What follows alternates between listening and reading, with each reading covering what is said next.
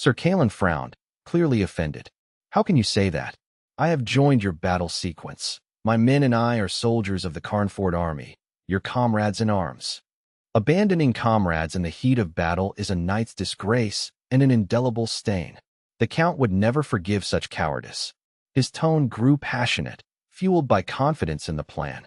Your strategy is clear, your assessment of the enemy is accurate, and the timing is perfect. This is no blind gamble, but a well-considered offensive. I believe that under your command, we shall prevail. Sir Kalen looked up, his eyes burning with resolve. Lord Carl, the plan is sound. I and my 1,000 cavalry will follow your orders, standing and dying with our Carnford comrades. Give the command. Seeing Kalen's unwavering trust and resolve, a warm wave of emotion washed over me. This sense of being trusted dispelled my final doubts.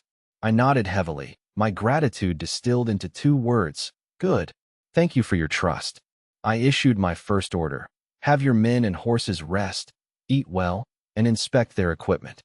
Brendan, provide copies of our detailed maps, marking Solon strongholds, roads, and water sources, to all of Sir Kalen's officers so they can familiarize themselves with the terrain. Understood, Brendan replied. Sir Kalen also approved, appreciating my attention to detail. The meeting concluded, and everyone departed to prepare. I accompanied Sir Kalen down the mountain path to the temporary camp outside the castle. The view opened up as they descended. I stopped to look down. Despite knowing the numbers, the sight of the 1,000-strong cavalry force was visually and psychologically overwhelming. From above, the sea of men and horses seemed endless. The vanguard was dismounting in an orderly fashion, showing high discipline with minimal noise. The rear of the column was still arriving, kicking up a long, yellow cloud of dust.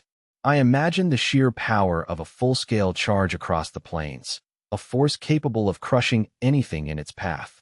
If 1,000 cavalry could inspire such awe, I wondered at the scale of the massive armies recorded in history books. If 1,000 elite riders have such presence, I mused, what would we have to fear in the northern frontier if Carnford possessed a force of this scale? Leon and Thorstein, standing behind me, were equally captivated. As professional cavalry officers, they understood the tactical value of this force even better than I, their eyes burning with a desire for such power. Sir Kalen smiled confidently. Lord Carl, with your ability and the current growth of Carnford, you will surely build an army of thousands or even tens of thousands within a few years. You will truly change the landscape of the northern frontier. I looked at Sir Kalen, a sharp glint in my eyes, and gave a slight nod. After the military briefing, I sought out the steward, Edgar. I was deeply concerned about the 2 lifelines of my army, logistics and equipment. Despite warning Edgar of the reinforcements, the reality of supplying an additional 1,000 armored men weighed heavily on me. I found Edgar in the administrative hall, buried under a mountain of files. Edgar stood up, looking tired but resolute. He spread out a meticulously drawn logistics map. My lord, rest assured. Food supplies have been established at hidden nodes along the planned route, with sufficient dry rations and fodder. Arrows, lead shot, and standard explosive satchels are loaded on pack horses, ready to follow the main force to ensure the supply line remains intact. I felt a weight lift from my shoulders as I reviewed the detailed markings. I nodded in approval. Edgar's reliability was a constant comfort. I then hurried to the workshop and testing ground to see Hector and Elmont. The craftsmen had worked tirelessly to produce 1 more powerful 3-pound falconet and 5 lighter minion cannons. Elmont had also finished the first edition of the Carnford Artillery Manual. Though thin, the manual was vital, detailing standard procedures for positioning, loading, aiming, firing, and cleaning the cannons. Copies were being distributed to all artillery crews. Each falconet was assigned a 5-man crew, and each minion cannon was assigned 2, all having undergone rigorous live-fire training. At the testing ground, I watched a crew perform a loading drill. The 5-man falconet crew worked in perfect synchronization. The commander directed, the gunner adjusted the angle, the loader inserted the charge, the cleaner swabbed the barrel, and the ammunition handler stood ready. The movements were fluid, and the minion cannon crews were equally efficient. Seeing my artillery ready, I felt a sense of peace as I returned to the castle at dusk. I felt the weight of impending war, finding the preparation more exhausting than the conflict itself. Dragging my weary but alert body, I climbed to the castle's second floor. Pushing open the heavy oak door, the warm candlelight and aroma of food in the dining room offered a stark contrast to the grim atmosphere outside. My mother, Lady Irene, and wife, Princess Louise, were already waiting at the table. I was surprised by the unusually lavish spread. Beyond the standard black bread and broth, the table featured steamed crabs, shrimp, shellfish, crispy fried hairtail, and a whole sea bream in sauce. Merged with 26,368. Merged with 26368. The air was filled with the scent of butter, herbs, and the sea. Seeing my surprise, Lady Irene smiled kindly, explaining she had the kitchen source the seafood from new fishermen at Amber Bay. She added with pride that their own fishing boats were now operational, ensuring fresh daily catches.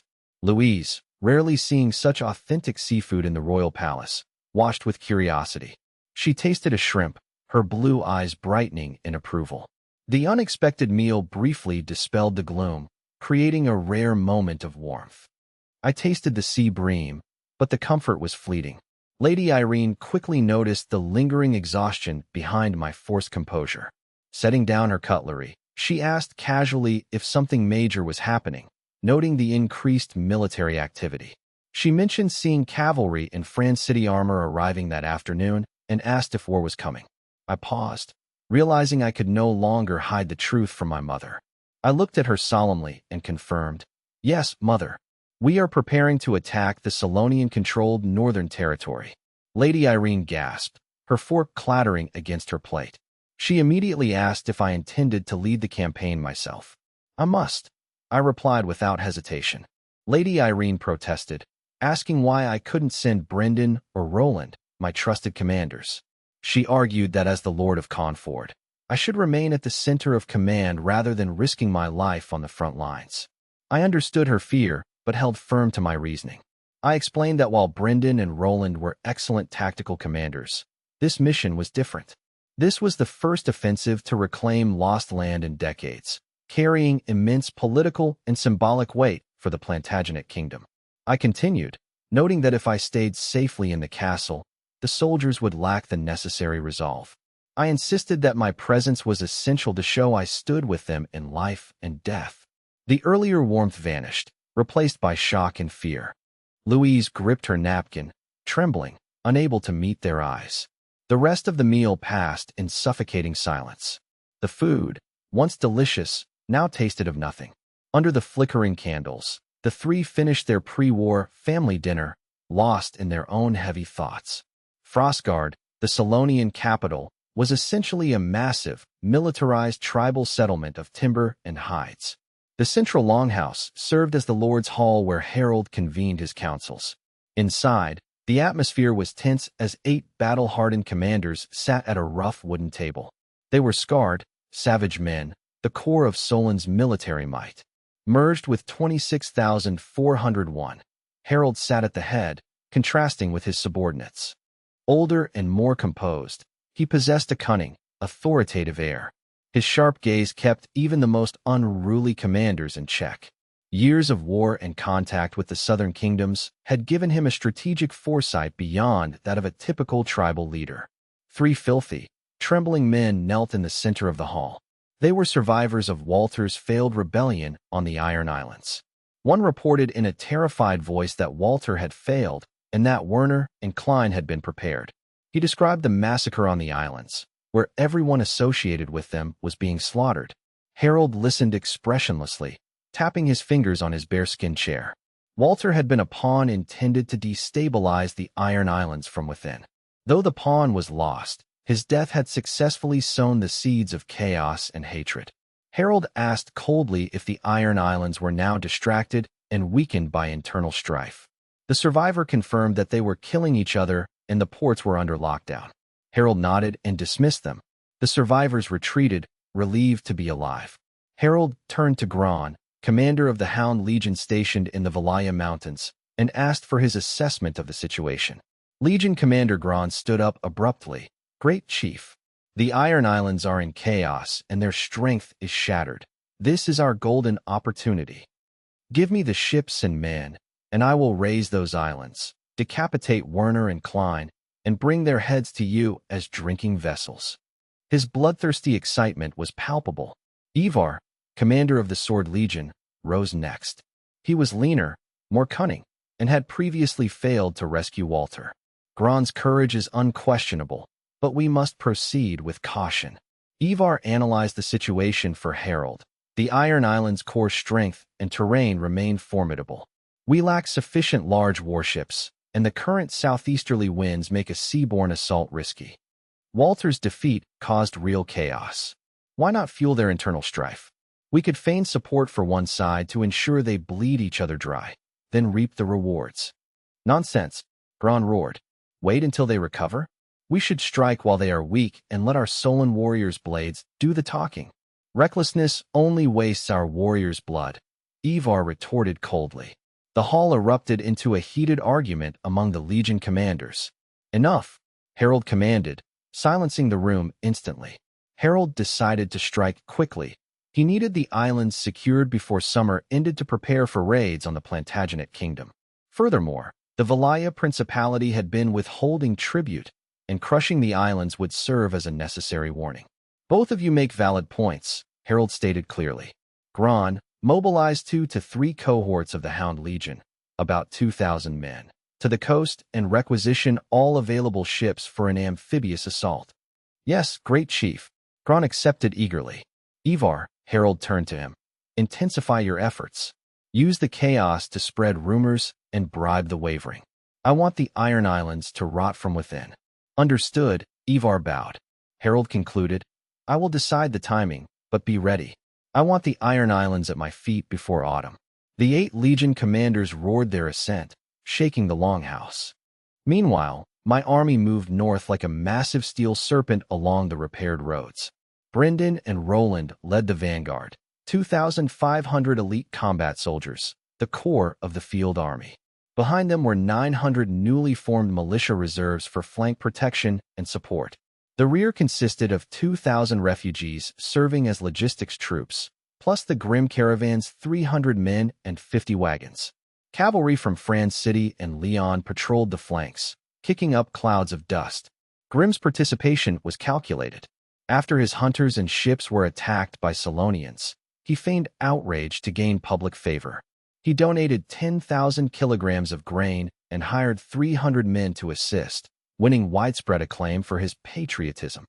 Merged with 26446. I knew revenge was merely a banner for Grim. Grim saw the immense commercial opportunity in the power vacuum my victory would create. Merged with 26449. By establishing ties now, Grim intended to monopolize the emerging trade routes, a long-term political investment. I accepted the aid, fully aware of the merchant's motives. I needed the logistical capacity. Conford lacked the administrative reach to manage the new territory alone. Partnering with Grim was a pragmatic, mutually beneficial arrangement to restore economic vitality through taxation and cooperation. Thus, the coalition of Conford, France City, and the Grim caravan marched north. 7,000 men and 1,000 vehicles stretched for miles, a spectacular sight. Merged with 26456, the vanguard consisted of Leon's light cavalry, scouting 10 miles ahead for ambushes. Sir Kalen's France City cavalry followed, moving across the wilderness to protect the flanks. Merged with 26459, the Conford main force marched in 2 columns, their rhythmic footsteps and clanking metal creating a low roar. The rear was the massive logistics train. It included refugee laborers with wheelbarrows and Grim's 50 heavy 4-horse wagons carrying the army's grain. The grain was stored loose in raised wagon beds to save on the cost and weight of sacks. It was an economical, if slightly inefficient, method for field conditions. Among the grain wagons were several canvas-covered vehicles. Heavily guarded and moving slowly, these were the army's secret weapons. Under the canvas lay the 3-pound falconets and minion cannons. The covers served to protect the weapons and maintain secrecy. I had to hide them from spies like Albert, the royal steward sent by Queen Mother Katerina. The cannons were my trump card for field battles and had to remain a secret until the decisive moment. Other wagons carried the soldiers' heavy armor, which was only distributed near the battlefield to preserve the men's stamina during the long march. Franz, disguised as a caravan leader in rough clothes, steered a grain wagon through the grim caravan's long procession. The wagon wheels creaked monotonously along the uneven dirt road. He observed the surroundings, sweating laborers on foot, disciplined regular army columns, and light cavalry patrols kicking up dust as they galloped past. This grand military march felt both familiar and alien. Franz glanced at the cavalry, then lowered his head, feigning the role of a simple, focused driver. My current cover was as a leader of a small transport unit within the grim caravan. This promotion followed my excellent performance, bringing back furs from the Iron Islands, which merchants valued highly. The role mirrored my past as a guard captain, aiding my disguise. Unlike my past life of mere survival, I now held a secret mission, gathering intelligence for Confort. I used the caravan as a shield for this campaign. Franz knew his expertise lay in cities and taverns, not the open road. Within a disciplined army on the march, my opportunities were limited. I focused on troop morale, logistics, rumors from refugees, and chatter among the caravan staff. These fragments, once analyzed, could reveal a larger picture. Hardcore reconnaissance in the wilderness was the domain of Richter's elite scouts. Franz knew these ghost-like operatives were currently risking their lives near the Solonians to provide eyes and ears for the army. Every breath they took was a dance on a blade's edge. Franz glanced at the distant mountains, silently praying for his nameless comrades. At the Frostguard training ground, dust swirled amidst shouting and musket fire. Harold stood on an observation platform, his sharp gaze scanning the new army. This force, his great hope, comprised Plantagenet defectors and clever recruits from Solon tribes. Musketeers practiced loading and firing, while spearmen drilled to protect the ranged units. The coordination was improving. They no longer looked like a disorganized mob. Yet, Harold frowned, noting the increasing proportion of civilized-looking Plantagenet defectors in the ranks. The Solon recruits, while fierce, struggled with the precision required for muskets compared to their natural bows and blades. Worse, tribal warriors despised the cowardly defectors, making command difficult. Harold felt powerless to change this. To build combat effectiveness quickly, he compromised, favoring the disciplined, faster-learning Plantagenet defectors. These defectors, eager to prove their loyalty, created a competitive atmosphere. A sudden sound of hooves interrupted the training. Asgir arrived, dusty and breathless, rushing up to the platform. He presented a wax-sealed report. Great leader, an urgent report from Gran, commander of the Hound Legion in the Valaya Mountains. Harold broke the seal and scanned the brief report. Gran's 2 elite regiments, totaling 2,000 combat soldiers and 1,000 auxiliaries, had reached the coast opposite the Iron Islands. They were building landing craft and pressuring the Valaya Principality for ships. However, the report noted that Edwin, the ruler of Valaya, was stalling and providing excuses, delaying the invasion. Damn that two-faced Edwin, Harold growled, crushing the parchment. He bows when we are strong, but wavers now that the pirates show signs of life. Let him dance for now, Harold said with murderous intent. Once the Iron Islands are ours, he will learn the price of betrayal. He handed the report to Asgir and shifted focus. What of Confort? Any word on I? Asgir replied, Confort is quiet. My cavalry, which harassed our borders, withdrew into the city 10 days ago. He added with a scoff. They probably looted everything worth taking. It's strange. Usually, we are the ones raiding them. Harold did not find it amusing. His eyes narrowed. Withdrawn? All of them. Any signs of troop movements? What do our spies say? Asgir sighed. Leon's spies in Confort have gone silent. They've likely been purged. We are effectively blind. Something is wrong, Harold muttered, staring toward Confort. His intuition, honed by years of rivalry, signaled deep unease. I am a cunning fox. I wouldn't just go quiet. I must know we've shifted our focus to the Iron Islands. I won't let us take them easily. Harold turned to Asgir, decisive. He will strike our rear while we are occupied. Order. Send 2,000 troops from the Golden City to reinforce Nayland Town immediately. Send another 1,000 soldiers and 2,000 slaves to Tyrol. Tell the commander there. No excuses, The walls must be built to withstand an assault. And tell Dominic of the Cavalry Legion to send 1,000 elite horsemen to Tyrol. The open terrain there requires cavalry support. Understood, great leader. Asgier saluted and rushed off. Below, the new army's musket volleys were more synchronized than before, showing clear improvement. The sound pulled Harold back to reality. He reviewed his deployments, reinforcing Nalentown and Tyrol, especially with the critical cavalry. Was this enough to counter a surprise attack from Confort?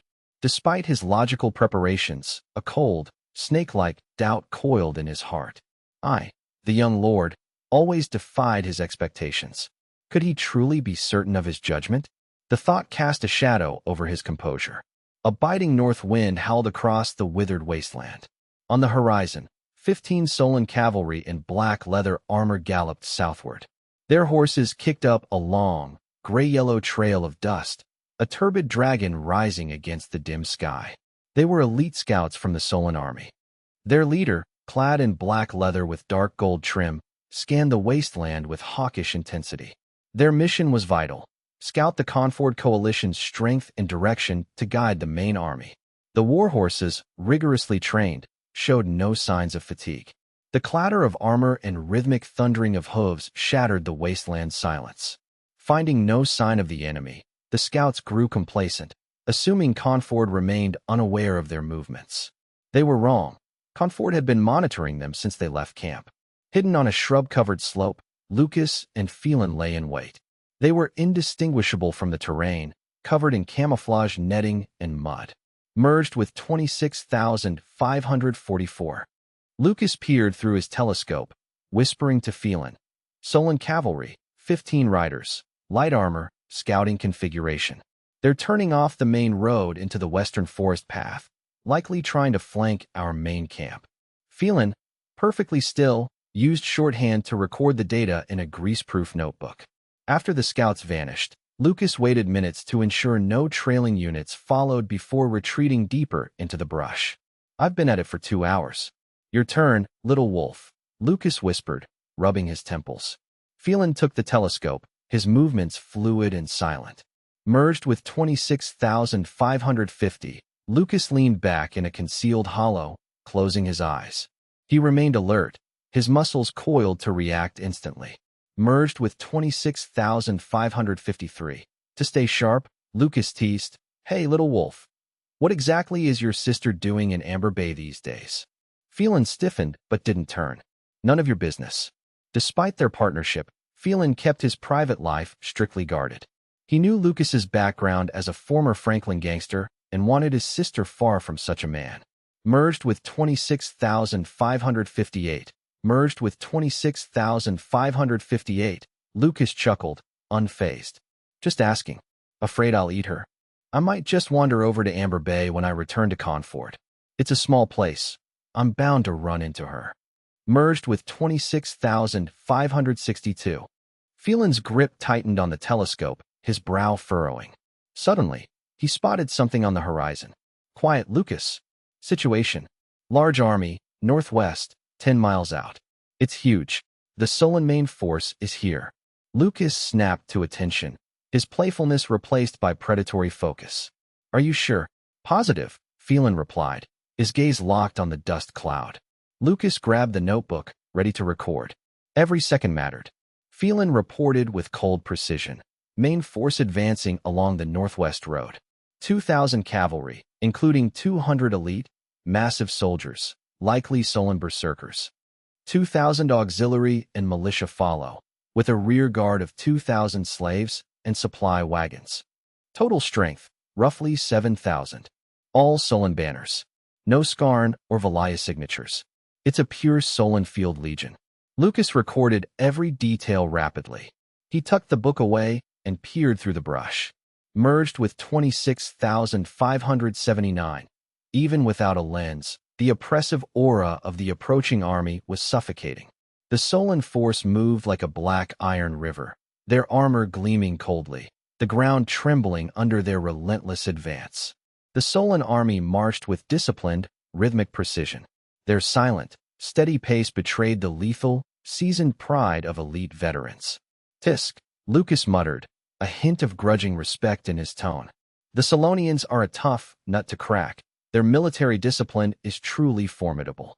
Having spent his youth in the south, Lucas lacked personal vendettas against the Solonians, allowing him to appreciate their martial prowess despite being on opposing sides.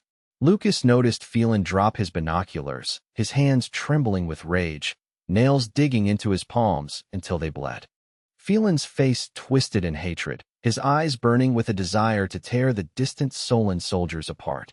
Lucas realized the cause. Phelan's parents had been slaughtered by a similar Solon unit. This formidable enemy force was a searing iron pressed against Phelan's deepest, unhealed wound. Phelan, calm down. Lucas gripped his back firmly. Focus. Our mission is to bring this intelligence back. Only by delivering accurate reports to Lord Carl can we prepare to annihilate these bastards and avenge your parents. Now is not the time for impulse. Lucas's words acted like a splash of cold water, snapping Phelan out of his bloodlust. Phelan gasped, forcing his turbulent emotions under the control of his remaining reason.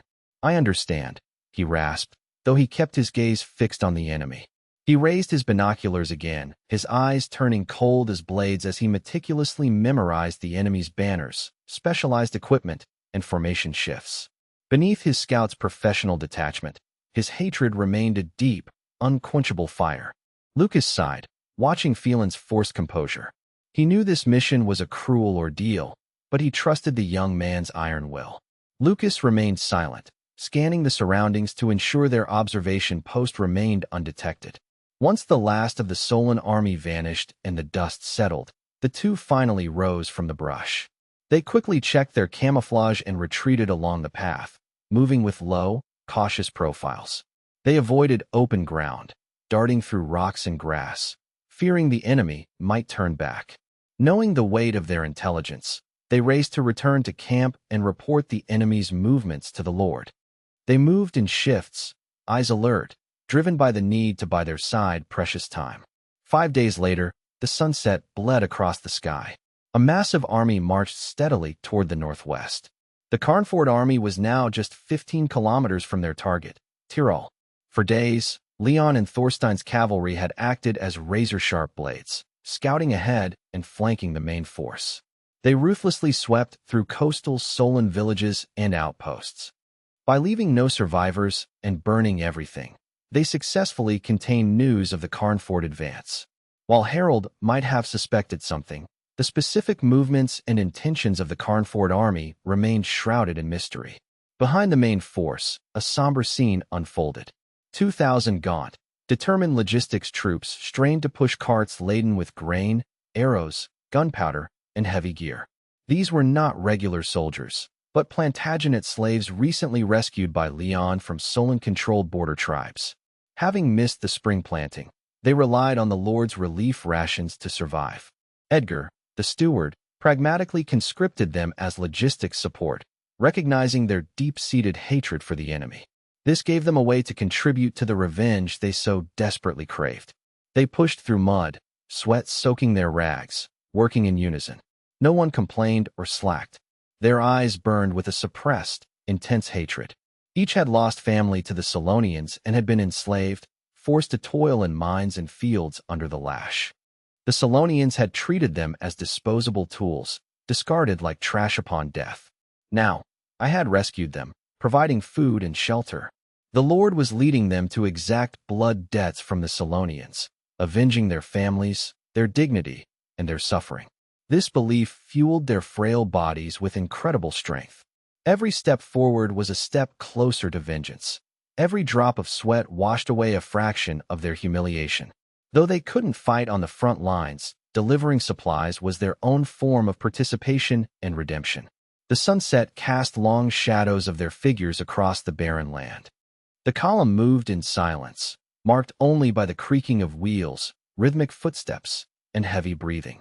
As the sun dipped, I observed the field from the flank of my infantry. Richter stood by my side, calm but visibly grave. Yesterday, Lucas and Phelan had returned with vital intelligence. Harold had indeed sent reinforcements, though fewer than expected, 2,000 cavalry and 2,000 slave soldiers.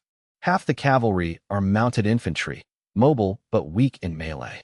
The slaves are clearly meant for fortification work, Richter analyzed. Harold's intel is outdated. He thinks he has time to fortify. He doesn't realize our blade is already at Tyrol's throat. I agreed. The slaves were negligible in field combat and would not decide the siege. My only remaining concern was the precise location and intent of those 2,000 Solon cavalry. Karl ordered Leon, Thorstein, and Sir Kalen to deploy all light cavalry to scout and locate the main Solon cavalry force. By 5 p.m., the sun began to set. A scout arrived from the front, dusty and visibly tense. He reported to Karl, "My lord, a large Solon cavalry force is rapidly approaching our southern flank from the northwest. They are strictly guarded, making close reconnaissance impossible. There are at least 1,000 of them, less than 5 kilometers from our vanguard." Richter immediately asked if they should send more scouts to determine the enemy's exact composition. Karl shook his head, showing not panic, but the excitement of a hunter. "No need," he said calmly. "Their intent is clear. They want to exploit our fatigue and unformed ranks to harass us, disrupt our march, and destroy our logistics. They are forcing an encounter battle." Karl ordered, "Tell Kalen, Leon, and Thorstein to have their scouts delay the enemy and probe their flanks. All other cavalry must assemble on our right rear to prepare for battle." He added, "Tell the captains the Solonians have come at the perfect time. We will crush them here and clear the path to Tyrol." The messenger relayed the orders immediately. Karl spurred his horse toward the right flank, followed by Richter and his personal guard. The sudden appearance of the Solon cavalry played right into Karl's hands. He needed a decisive field victory to shatter Solonian morale and secure the environment for the upcoming siege of Tyrol. As the sun dipped, the Carnford army adjusted its formation, with infantry squares tightening around the supplies. Cavalry from Carnford and France City detached from the march, converging at the assembly point. With banners waving and blades drawn, a cavalry clash was imminent on the northern plains. Karl raced past the main infantry and supply columns to the front. He stopped on a small hill to survey the field. 2 to 3 kilometers away, scouts and light cavalry from both sides were already locked in a fierce skirmish, like hounds tearing at each other. Karl observed the scene, feeling composed. His Carnford light cavalry held their own, even gaining the upper hand in some sectors. Tempered by the defense of Carnford and subsequent skirmishes, these riders were no longer mere auxiliaries. They were now battle-hardened veterans with refined skills. Even the renowned Solonian light cavalry would find them difficult to overcome. A low, rhythmic rumble began to shake the earth. It was the sound of thousands of hooves, the main Solon cavalry force approaching. Karl turned back to his own army. The Carnford infantry was responding, shifting from a column into a dense defensive formation. Spearmen and musketeers interlocked shields. Despite initial crowding, the officers quickly restored order, turning the formation into a bristling hedgehog. Karl focused his attention on the incoming cavalry. The combined cavalry of Carnford and France City were rushing to their designated positions. Trumpets blared, signaling the assembly. Leon's shock cavalry, Thorstein's light cavalry, and Sir Kalen's elite France City knights converged like a torrent. The riders were tense, eyes burning with battle intent. Their armor glinted in the sunset as they formed a forest of steel. The thunder of hooves grew deafening as the cavalry stream surged past Karl's hill. Officers shouted orders, guiding their units into position. Karl stood firm, watching his loyal forces assemble. Orders echoed. Left flank. Spears forward, archers behind. France City brothers, aligned to the right. The Carnford and France City cavalry deployed into a massive, curved formation on the open plain. Dust swirled, and the air grew heavy with the scent of impending slaughter. As planned, Sir Kalen's elite France City heavy cavalry took the center of the front line. I watched my loyal, brave soldiers with a mix of excitement, tension, and the thrill of command, viewing them as my sharpest claws. Move. Deploy by squadron to the left flank. Spears forward, archers behind. France City brothers, align to the right. Check your weapons and prepare for contact. Amidst orderly shouts, the Carnford cavalry rapidly deployed into a massive, curved offensive formation on the plain before me. The combined cavalry of Conford and France City surged like a torrent of steel, rapidly deploying into formation on the open plain before me. Dust billowed and hooves thundered, the air thick with the chilling aura of impending slaughter. Per the tactical plan, Sir Kalen personally led the elite France City heavy cavalry to the center of the front line. I placed the Allied forces at the front not out of bias, but as a tactical necessity. To break the Solon cavalry's charge, the strongest spearhead must collide head-on with the enemy to create openings for subsequent gains. Sir Kalen, an expert in cavalry warfare, agreed. His knights were already armored and prepared for a desperate charge. As the formation took shape, Sir Kalen approached me, his expression grave but firm. "Lord Karl, the enemy is nearly upon us. Timing is everything in cavalry duels. I know the France City knights best. Please grant me command of the front line." Kalen's request was logical, as his troops were the core of the assault. Before I could respond, Leon interjected urgently. "My lord, Sir Kalen, please grant me command. I have faced the Solon cavalry in the Black Forest Valley and have actual experience fighting them in the field." Kalen looked at Leon with surprise, unaware of the young commander's history. Routing Solon's main cavalry in open field combat was no small feat. Leon looked at Thorstein and spoke candidly. "In that battle, I defeated Thorstein, who was then under Harold's command.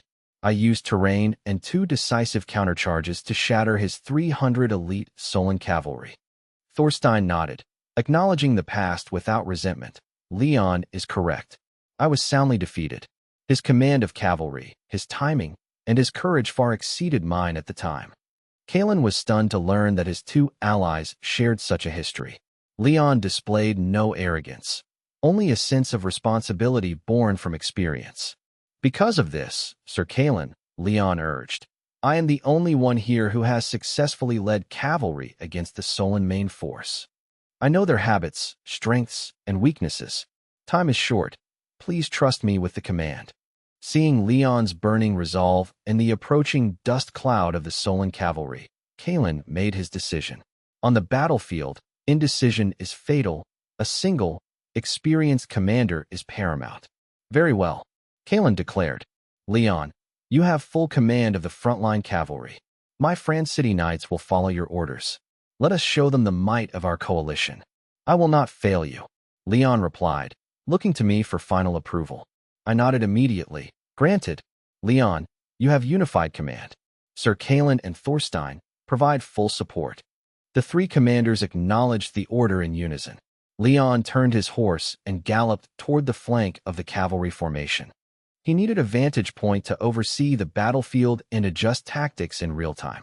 Kalen watched Leon depart with lingering concern. This was a massive cavalry engagement, and whether Leon could manage such a complex coalition force remained to be seen. Sensing Kalen's doubt, I rode closer, my eyes fixed on the approaching dust. "Sir Kalen, rest assured. Leon is my best cavalry commander. The Black Forest Valley proved his worth. Our infantry and artillery will hold the line, creating the opportunity for victory. Trust him, and trust our soldiers." Kalen took a deep breath, gripped his lance, and steeled his resolve. The battle was imminent. Ahead, skirmishers were already engaged. The Solon vanguard, primarily Skarn tribesmen, displayed lethal precision with their horse archery. The Cranford scouts were equally formidable, utilizing flintlock pistols to devastating effect in close-quarters combat. Both sides suffered casualties as the skirmish turned into a deadly vortex. I ignored the minor skirmishes and raised my telescope. The main Solon force appeared on the horizon like a moving sandstorm. Dense ranks of cavalry emerged from the dust, advancing with overwhelming momentum. A prominent banner featuring a silver crescent moon on a dark red background flew at their head. "Thorstein," I asked, "which legion is that, and who commands it?" Thorstein squinted. "That is the Cavalry Legion, an elite force of Skarn tribesmen known for their horsemanship. Their commander is Dominic, a fierce Skarn warrior. Ironically, his people once fought against Harold before being forced into submission. Harold values their cavalry prowess, so they hold a high status in the Solon army." I stared at the approaching banner with confidence. Skarn tribesmen, once enemies, now dying for Harold. Good. We shall make Dominic and his warriors bleed, and let them weigh if Harold's ambition is worth their lives. I turned to look at my own rear. The previously disorganized march had transformed into a rigid infantry defensive formation, a forest of spears forming an impenetrable barrier. Musketeers stood ready in the gaps, creating a lethal, ironclad defensive hedgehog. Seeing the formation ready, my last concerns vanished. With this anchor, the cavalry could fight without fear. Even if Leon's charge faltered, the Solonians would not dare assault the infantry square. The cavalry could retreat behind the infantry for regrouping, while the Solonians would face a devastating barrage of fire and steel. Tell Leon, I ordered a messenger. The infantry is his shield. He is to focus entirely on breaking the enemy. The messenger galloped away. I watched as the Solon cavalry legion fully deployed, their sheer numbers creating a palpable sense of dread. Leon was moving along the flanks of the coalition, signaling his final adjustments. The sounds of war, drums, horns, and thousands of hooves merged into a symphony of impending slaughter. Leon continued to maneuver, his clear, sharp commands organizing the coalition cavalry into a deep, layered formation ready for the strike.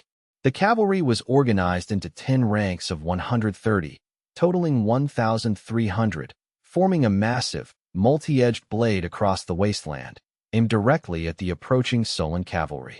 The vanguard consisted of the first 3 ranks. These were Sir Kalen's elite France City heavy plate-armored knights, their horses also armored, gleaming like a moving steel fortress in the sunset. They leveled 5-meter lances, creating a forest of death with an unstoppable aura.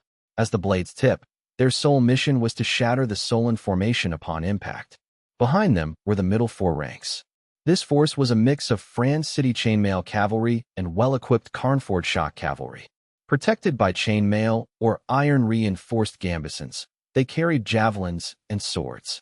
Their role was to exploit the breach created by the heavy cavalry, spreading chaos and protecting the flanks. The final 3 ranks consisted of local Carnford cavalry.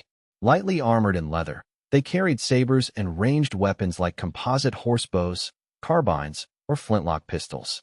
After the initial heavy cavalry collision, the center would inevitably stall into a chaotic melee.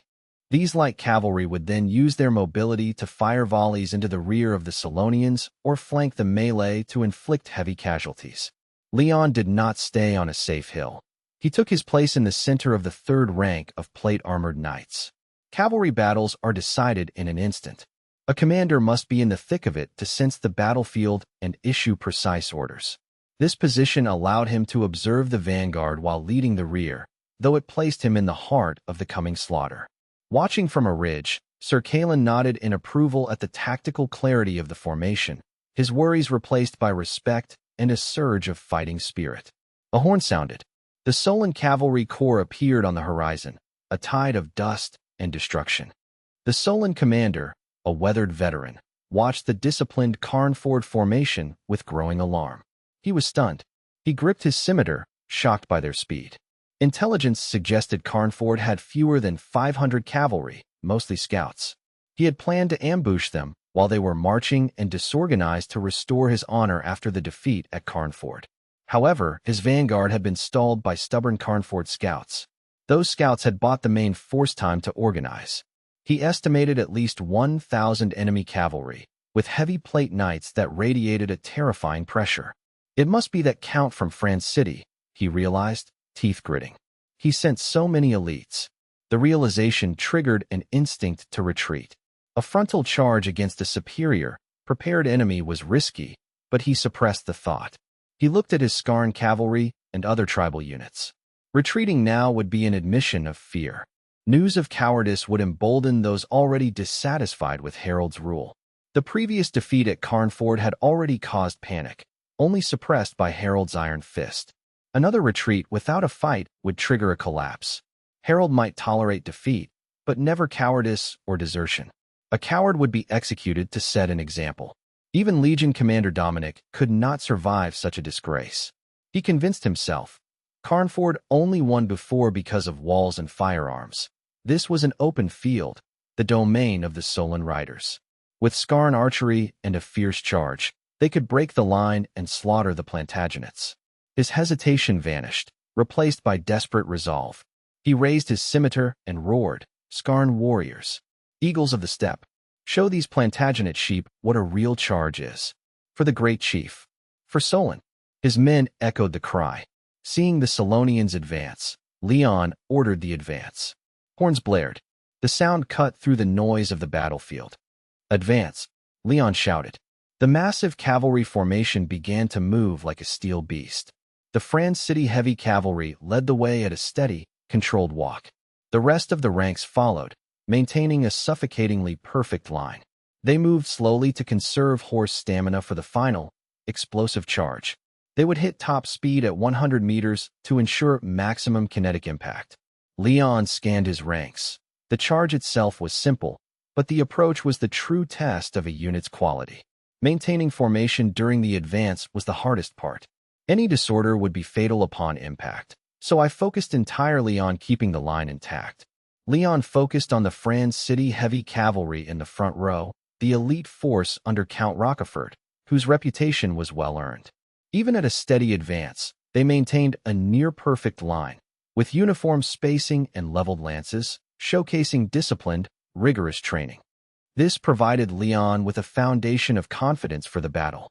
He kept a wary eye on the Carnford cavalry in the middle and rear. While they strove to maintain formation, their lines showed slight, noticeable fluctuations. Despite 6 months of brutal training, these survivors lacked the lifelong, disciplined upbringing of the Franz City Knights. The formation was functional, but lacked the impenetrable, rock-solid cohesion of the elites. May the blood and sweat of these months not be in vain, Leon thought, suppressing his anxiety. He could not afford to show hesitation. He locked his focus on the Solon cavalry surging toward them like a tsunami. The Solon cavalry corps noticed the coalition's advance. They accelerated, the ground trembling under the thunderous, oppressive sound of their hooves. Leon gripped his 5-meter lance, casting aside all distractions, his eyes burning with hatred and battle intent as he locked onto the approaching Solon lines. This was no mere skirmish like the one in the Black Forest Valley. This was a massive clash of over 2,000 cavalry. The outcome would dictate the Tyrol campaign and potentially shift the strategic balance of the northern frontier. The pressure was immense, as he commanded not only the Carnford cavalry, but also Count Rochefort's corps heavy cavalry. A defeat here would devastate the Count's forces and fracture the alliance between Carnford and Franz City. I had assured him that the infantry was ready to provide a fallback, but Leon knew this was merely to ease his burden. He understood the reality. This battle could not be lost. A cavalry defeat would strip the Carnford army of its initiative and ruin their entire strategic plan. There was no retreat. Only the deafening roar of hooves and my own pounding heart remained. Woo, woo, woo. The coalition's horns blared, signaling an accelerated charge. The massive formation shifted from a steady trot to a rapid gallop. The ground thundered with increasing intensity. Horses snorted white steam, muscles straining as the knights leaned low, weapons readied. Maintaining formation became exponentially harder at high speeds. Even the Franz City heavy cavalry showed minor fluctuations as horses surged forward or spacing faltered. The Carnford ranks in the rear were even more chaotic, with some riders falling behind or surging ahead in their tension. Leon had prepared for this by embedding officers behind each rank. These officers carried colorful flags to signal commands amidst the chaos. Like sheepdogs, they darted through the ranks, shouting and using whips to correct positions. Steady. Control your horses. Keep the line. Third squad. Close the gap. Don't rush ahead. Through their efforts, the formation held together despite the dynamic strain. It was a brutal test of command and discipline. Simultaneously, the Solon cavalry sounded their own horns. The Solon commander ordered a full charge, and their dark tide surged forward, closing the distance with terrifying speed. Between the main forces, the skirmish between scouts and light cavalry reached a bloody conclusion. Accuracy plummeted in the high-speed melee. Riders targeted horses directly, sending mounts crashing down and throwing their riders. Fallen knights were mercilessly trampled or cut down by sabers. As casualties mounted, survivors retreated to their main lines, clearing the field for the impending collision. The Solon cavalry deployed dozens of light horsemen to their flanks. These riders maneuvered to harass the coalition's sides with horse archery. They spread into an arc, raining arrows upon the coalition. This was the classic Skarn wolf pack tactic, intended to disrupt morale and lure the enemy out of formation. However, the tactic proved ineffective this time. The coalition's light cavalry stubbornly engaged the Solon harassers, refusing to yield. They fought back with carbines and pistols, pinning the attackers down. More importantly, the front three ranks of the coalition were France City heavy cavalry, encased in thick plate armor. The Solon arrows merely sparked off the steel, failing to inflict damage. The plate-armored knights ignored the harassment, their visors down, focused entirely on the Solon main force. The Solon commander scowled at the failure of his flankers. He realized the Skarn riders had lost their ancestral agility, their spirit dulled by the Solon emphasis on rigid, frontal assaults. Their harassment was mechanical and toothless. 400 meters, 300. The distance vanished as both sides reached peak speed, the air filled with the roar of wind and hooves. Kinetic energy reached a breaking point. Leon, in the third rank, could see the faces of the Solon riders and the glint of their sabers. Everything depends on this. Leon discarded all doubt, lowering his lance to aim at the densest part of the enemy line. 250 meters, 200. For me, this was the final 100 meters of the charge. A violent gale roared, carrying the deafening thunder of hooves and the ragged bellows like breathing of horses pushed to their limits. The world seemed to tremble as the Solon cavalry surged forward like a black tidal wave. Whoa, whoa, whoa. Leon roared against the wind. Charge. His trumpeters blew the most urgent, desperate charge signal, exhausting their lungs. The piercing sound cut through the chaos, igniting the primal combat instincts of every allied cavalryman. Kill. The Conford allied cavalry erupted in a roar. The France City heavy cavalry leveled their 5-meter lances, the cold tips reflecting the blood-red sunset. They leaned low, accelerating. Behind them, the mixed cavalry shouted, brandishing short javelins, their chainmail and iron-plated armor clattering like a second wave.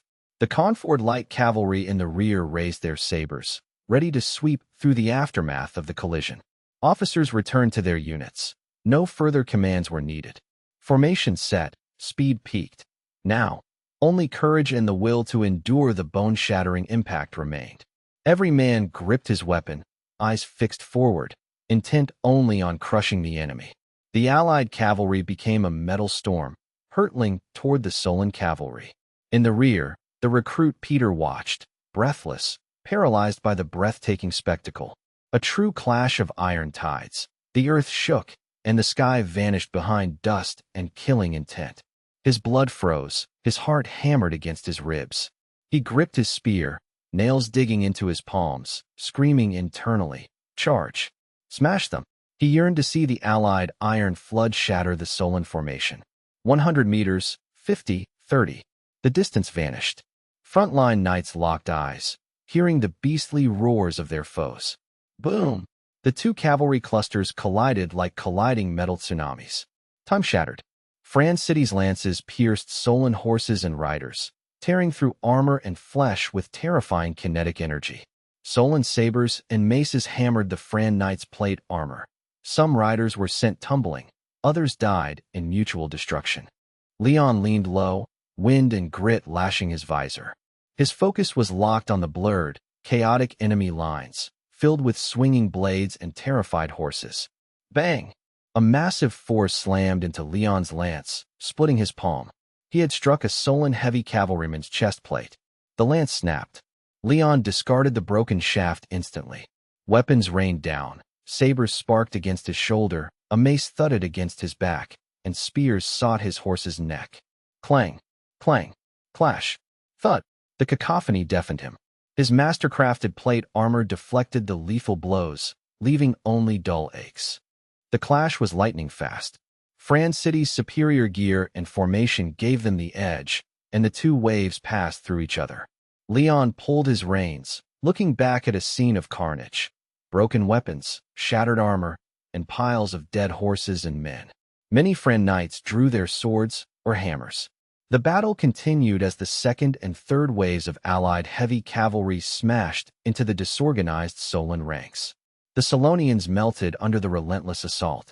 Within 3 exchanges, the Solon vanguard suffered over 200 casualties. Before the survivors could recover, the 4th to 6th waves, the more mobile mixed cavalry, arrived. They hurled short javelins into the chaos. Whoosh! Whoosh! The javelins pierced Solon riders and horses alike, sending them crashing down. The Solon line shattered, the piles of corpses further hindering their movement. Their momentum gone, the Solon cavalry began to slow, their formation collapsing and morale breaking. The final 3 rows of Conford light cavalry swept in from the flanks like the final blow. They held their sabers steady, relying on pure speed to cut through the enemy. Squelch! Crack! Sabers sheared through limbs and armor. Speed turned blades into scythes. Some Solonians collided head-on with the light cavalry, bones shattering as they were flung aside like ragdolls. The cavalry charge ended in minutes. Both sides passed through, leaving a slaughterhouse in their wake. The Conford alliance had won a decisive victory through superior equipment and tactical coordination. The Solon formation was thoroughly broken. Both sides rode on, struggling to rein in their exhausted horses to regroup for the next round. Just as the Solon officers desperately tried to rally their panicked men, bang, bang, bang, whoosh, whoosh, whoosh. Suddenly, a volley of musket fire and arrows erupted from the rear of the Cranford coalition. The light cavalry, having completed their initial saber charge, had used the brief lull to draw flintlock pistols and bows. They unleashed a ruthless barrage of point-blank fire and volleys into the backs of the unsuspecting, decelerating Solon cavalry. At such close range, lead balls tore through chainmail and leather, while arrows found the gaps in their armor with lethal precision. Dozens of Solonians fell like harvested wheat, their mounts collapsing and causing widespread chaos. This rear attack was the final blow to the Solonians' remaining organization and morale. To make matters worse, the Cranford scouts, previously pushed back, swarmed in like hyenas sensing blood. They split into agile squads, circling the chaotic Solon remnants and picking off officers and flag-bearers, further accelerating the army's collapse. The Legion commander, clutching a bleeding arm wounded by a mace, felt agonizing pain as my armor shattered. Around me, I saw only terror and despair, hearing the screams of dying men and riderless horses. Order had vanished, replaced by a chilling sense of dread. I had never seen such relentless, aggressive tactics from the Plantagenet Kingdom's cavalry before. Even the elite border guards I had faced against Harold's army relied on static formations, never this level of proactive aggression. Looking toward the Cranford coalition, my heart sank. They were already regrouping with terrifying efficiency, turning to face them again. They intended to charge again, their killing intent even sharper than before. The realization extinguished my last shred of hope. The battle was lost, my cavalry corps was shattered, with half my men dead or routed. Continuing the fight meant total annihilation. My only goal now was survival, to lead my remaining Skarn warriors back to the safety of the Tyrol fortress. If I lost these precious troops, Harold's wrath would be inescapable. Retreat was my only option, yet it seemed impossible. Turning to run now would expose their backs to the enemy, leading to a swifter death.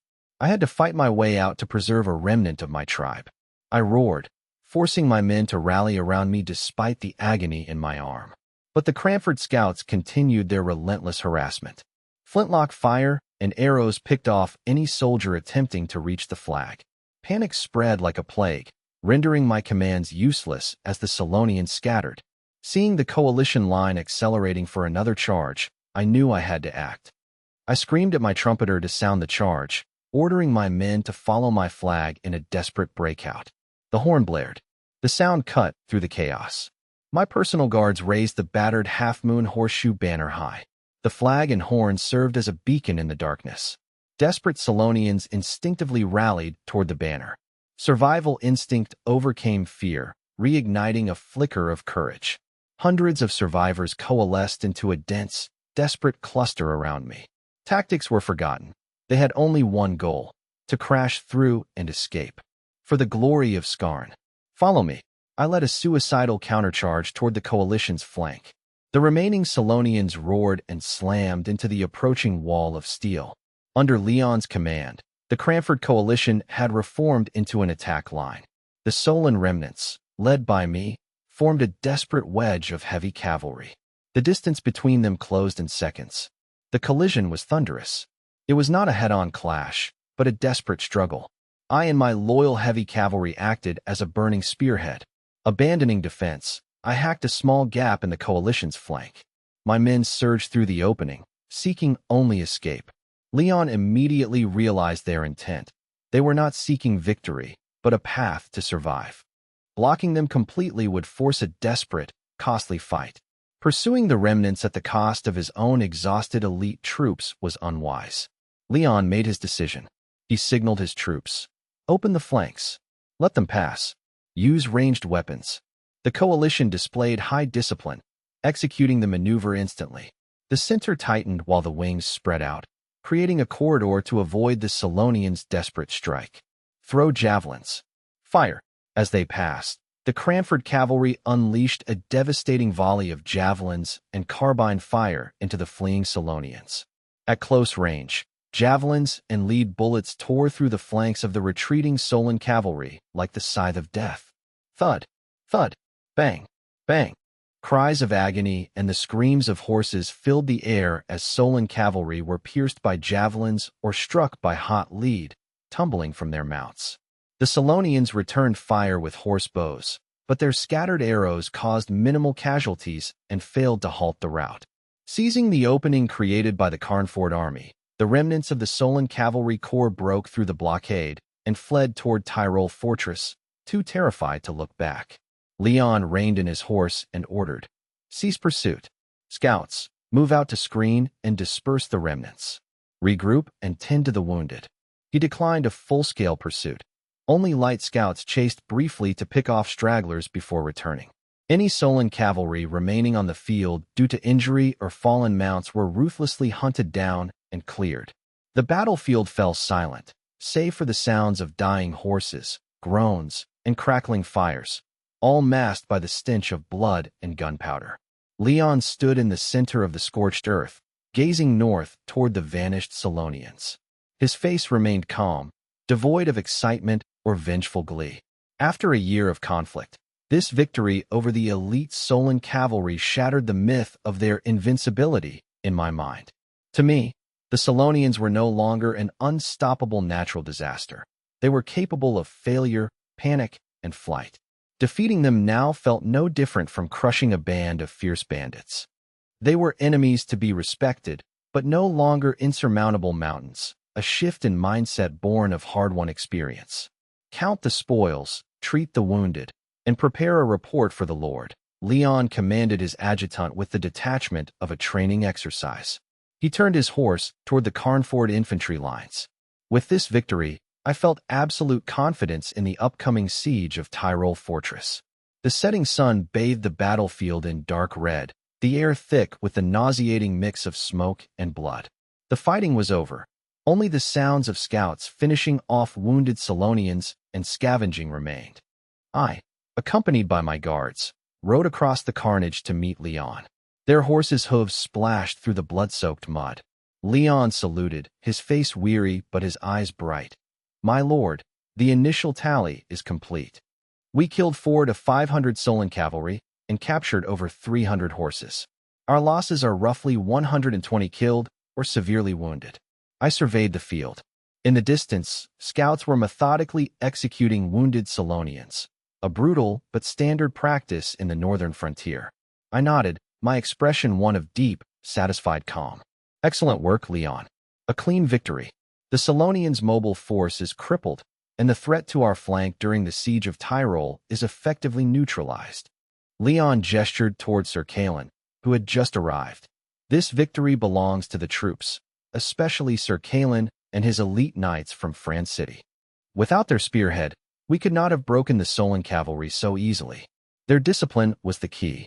Sir Kalen approached, still visibly stunned. He looked at the piles of Solon armor and sighed. "Lord Leon is too modest. The credit belongs to your command." I still find it hard to believe. We actually defeated over 2,000 Solon cavalry in a field battle. In all my years, I've only seen sieges or skirmishes. A decisive cavalry battle like this hasn't happened in decades.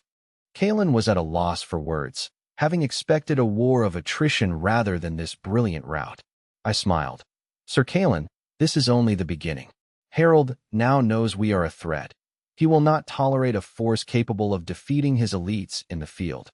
The war between us will no longer be mere border friction or simple sieges. The scale will grow until one side is utterly broken. Only one can rule the northern frontier. Pass the order, I said, my tone decisive. Camp 5 miles back, tend to the wounded, and reward the men. Tell Edgar to send the reserves and supplies. We march for Tyrol at dawn. Yes, my lord. Leon and Kalen replied, their spirits ignited. Night fell, but the Tyrol outpost was ablaze with activity. Slaves, driven by whips, worked like ants under torches to reinforce the fortifications. Sentries on the new arrow towers watched the dark wilderness with nervous tension. Commander Bragi, the garrison leader appointed by Harold, sat in his makeshift headquarters studying a rough map. A scarred, sturdy veteran of the Bear Legion, he was known for his resilience. Harold had entrusted him with this post for his defensive expertise and absolute obedience. Recent orders from Frostguard demanded he accelerate construction to turn Tyrol into an iron nail driven into Carnford's side. To bolster defenses, Harold had sent reinforcements from the Golden City, 1,000 cavalry, 1,000 soldiers, and 2,000 slaves, led by Commander Hacken. Though Bragi doubted the battered Carnford forces would dare attack, he dared not ignore Harold's orders.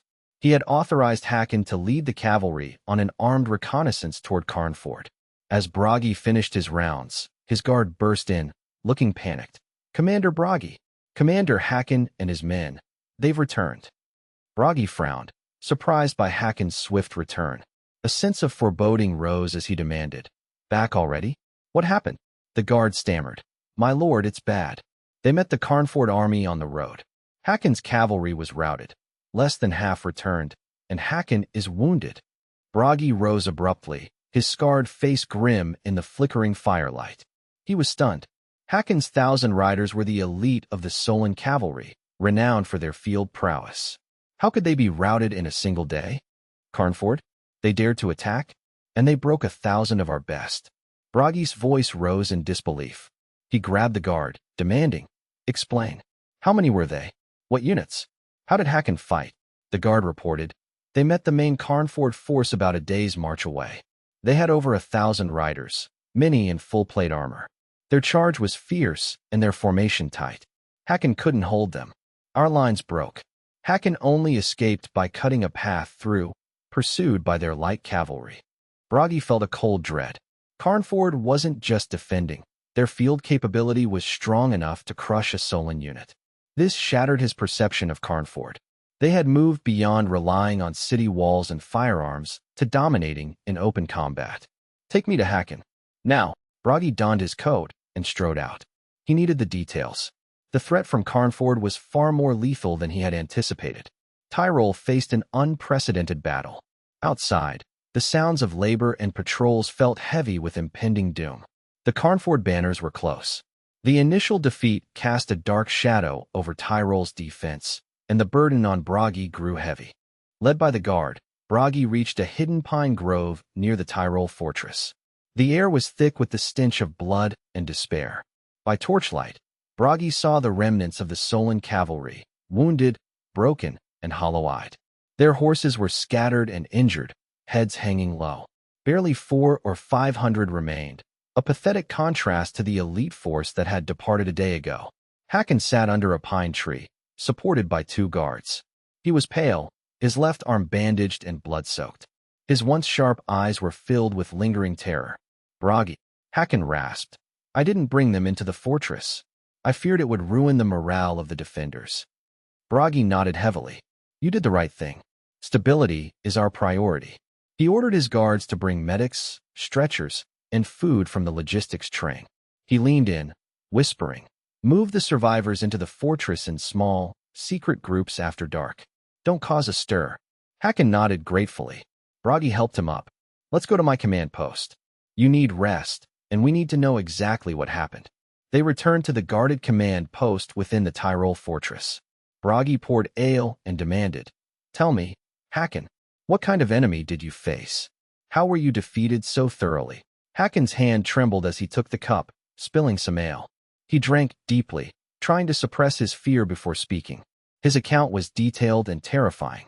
He described the suffocating, disciplined formations of the Carnford cavalry and the unstoppable, steel wall impact of the France City heavy cavalry. They weren't fighting like soldiers. Hakan trembled. They were like a pack of trained wolves. Our charge shattered against them like waves on rocks.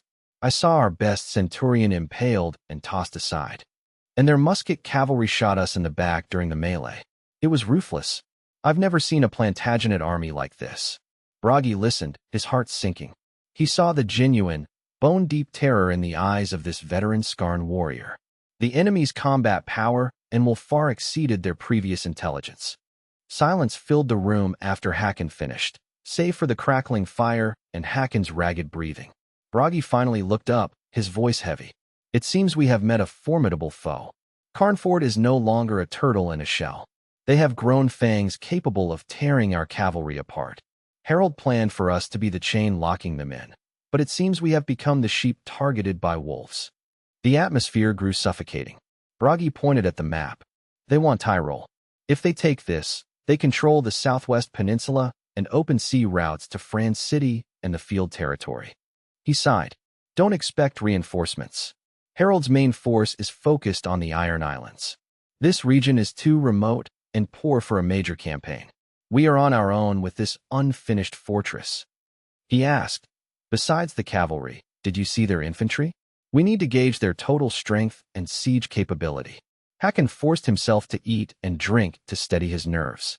"The chaos was immense," Hakan recalled, "but I saw their main infantry force in the distance. They were far back, but their formation, it was incredibly tight. There are 2 or 3 large phalanxes. Based on their flags and gear, they are professional combat soldiers, not militia, roughly 2,000 to 3,000 men. Carnford suffered heavy losses last time. Even with reinforcements from France City, they shouldn't exceed this number." Harold finished, his eyes reflecting the exhaustion of a survivor and the certainty of a seasoned observer. Bragi felt slightly steadier. "We have 2,000 defenders at Tyrol Fortress. With your survivors from the Golden City, we can scrape together 1,000 capable infantry. That's nearly 3,000 men. We hold the defensive advantage. If we command well and wait for reinforcements, we have a fighting chance." Harold hesitated, his expression clouded with worry. "It won't be easy," he warned. "Behind their lines, I saw objects covered in heavy canvas. Given the wheel ruts and silhouettes, they look like artillery carriages." Bragi turned sharply from the map, his face pale with shock. "Artillery? Are you certain? Are you sure it wasn't just supply wagons?" Harold nodded grimly. "The shape and the number of horses required to pull them match the artillery we captured from the Plantagenets. It's almost certainly heavy cannons." The news shattered Bragi's confidence. He broke into a cold sweat. His worst fear had materialized. He knew the fortress's weakness. It was only half built, with walls of packed earth and wood that were neither high nor thick enough. Furthermore, the terrain was poor. Tyrol was merely a small hillock in a flat, open plain, lacking the natural defenses of a mountain city like Carnford. Facing artillery here meant the enemy could easily set up within range and pound their flimsy, unfinished walls into rubble.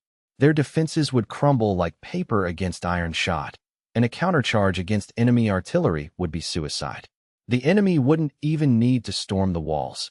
A few days of bombardment would destroy their morale and turn the camp into a graveyard.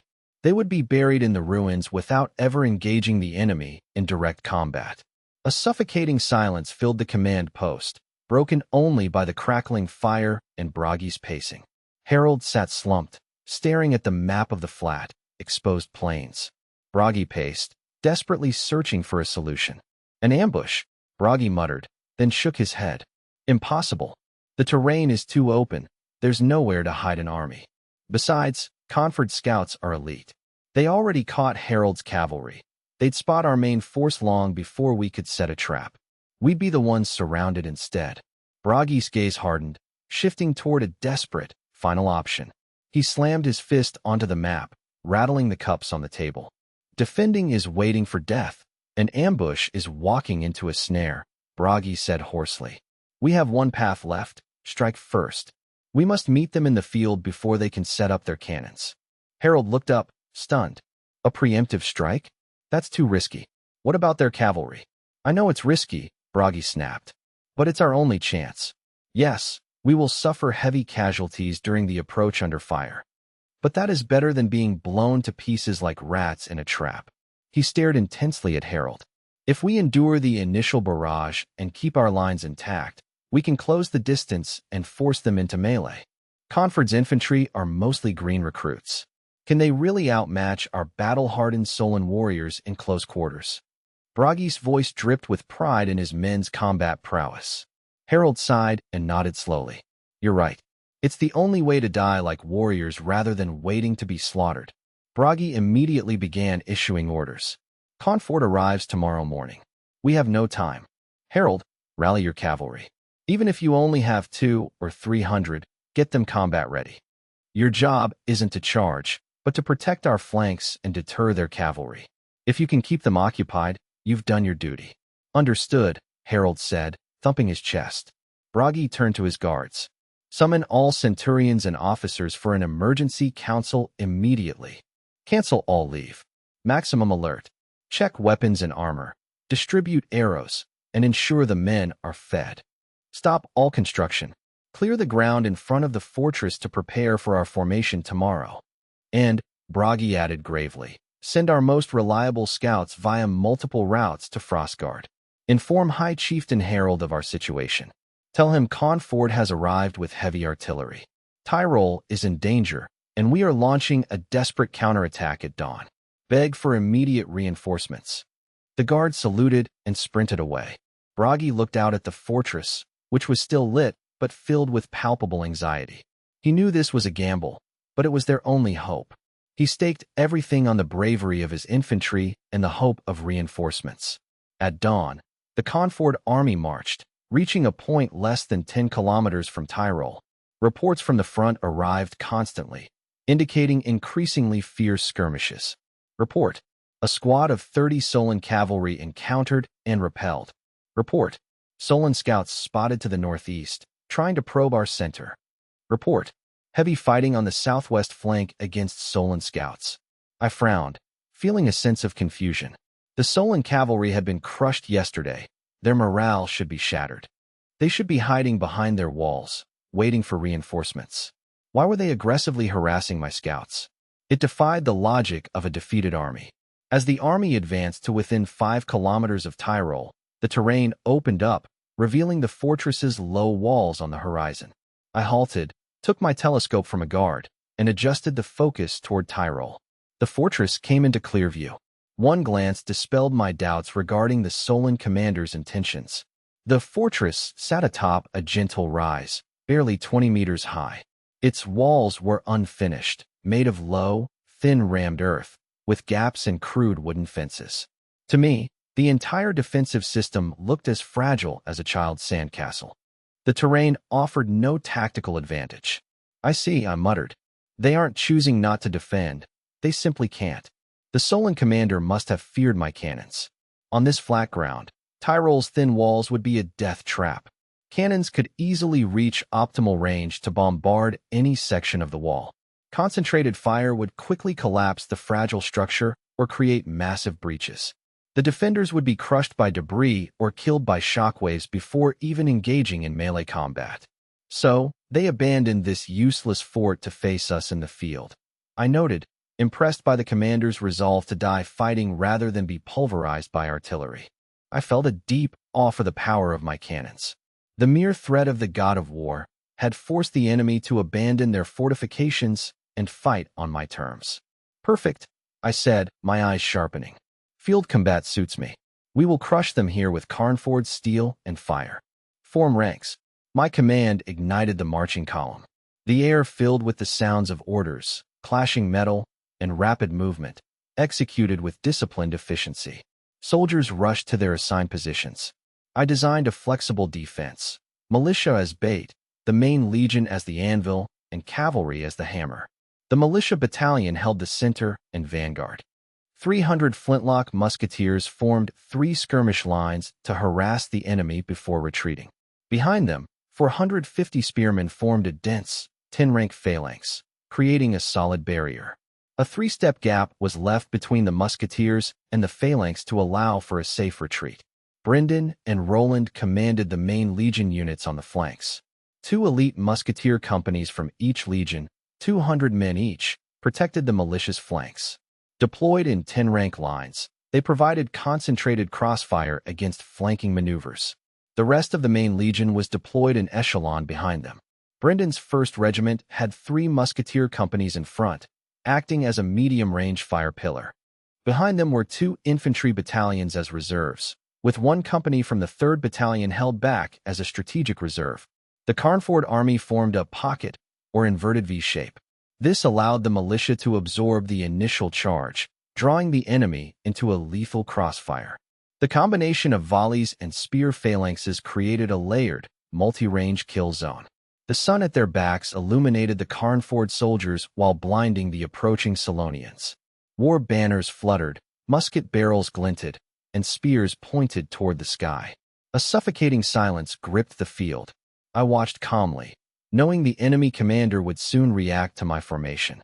The decisive moment approached. As the Carnford army finalized its lines, the Solon army slowed, spreading out on the plain like a black eagle unfolding its wings. I kept my telescope trained on the enemy. The view confirmed my assessments and provided new data. The most striking sight was the wall of iron armor reflecting the afternoon sun. As expected, the Solon commander concentrated his 1,000 elite heavy infantry in the center. Clad in chainmail and iron-studded leather armor, armed with spears and axes, they looked battle-hardened. Their heavy armor and shields made them a formidable threat. Beneath a black wolf-head banner, a group of larger, better-equipped warriors gathered. These 200 men wore superior plate armor, painted with eerie patterns, and wielded heavy battle axes and flails. They were the berserkers. Berserkers, the commander's personal guard and his spearhead, I thought. They were the most dangerous force and required priority targeting. The terrain was flat, leaving both sides on equal footing, with me holding only a slight advantage from the gentle slope behind me. I lowered my telescope and took a deep breath. The enemy's strength was clear. The Solonians were using a classic formation, a heavy infantry center break with flanking support. Simple, yet powerful. Order, I said firmly. All battalions hold steady. Check fuses and ammunition. No one fires without my command. Tell Brendan and Roland the berserkers are in the center. Warn the militia to hold their formation. The rear musketeers must prepare to concentrate fire. The orders spread, and the Carnford line fell into a deathly storm before the calm silence. Soldiers gripped their weapons, eyes locked on the approaching black tide. The air was thick with the stench of gunpowder, sweat, and soil, heavy with suffocating tension.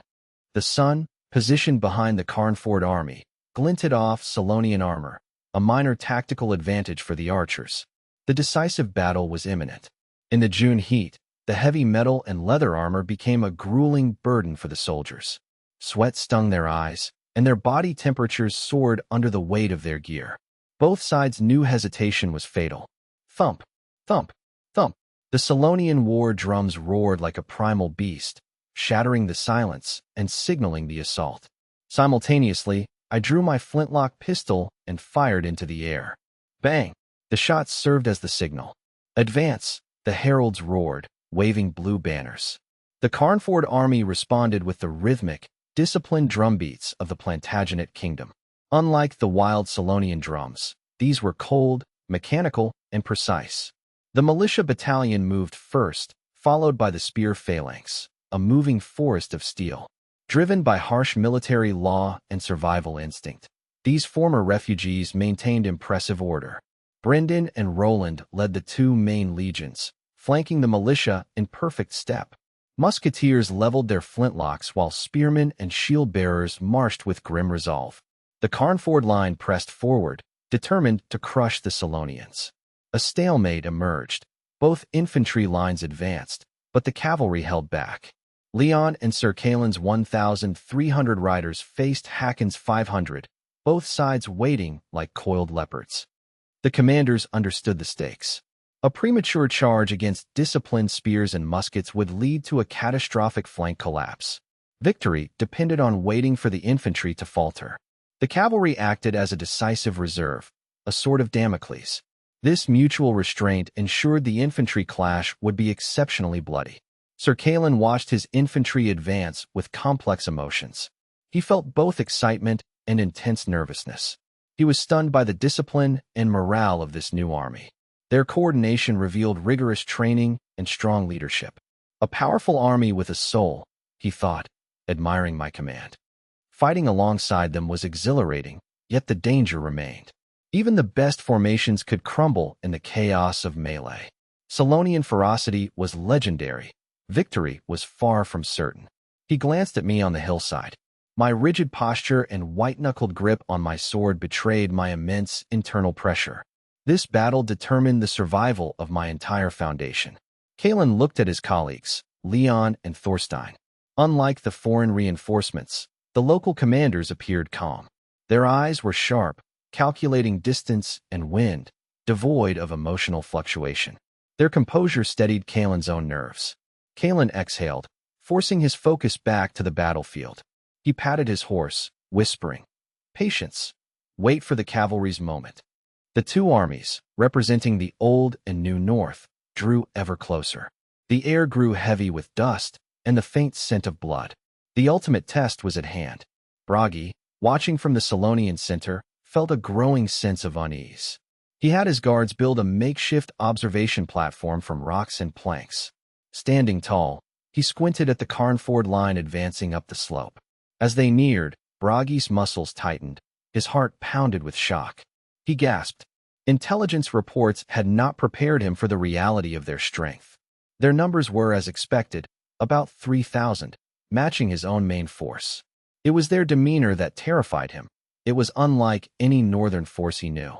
They moved like a sharp-edged wall of steel, perfectly synchronized to the Plantagenet drums. The glint of spears and the cold, lethal barrels of the muskets were chilling. The silence of their march, punctuated only by rhythmic thuds, was suffocating. A powerful army, he realized.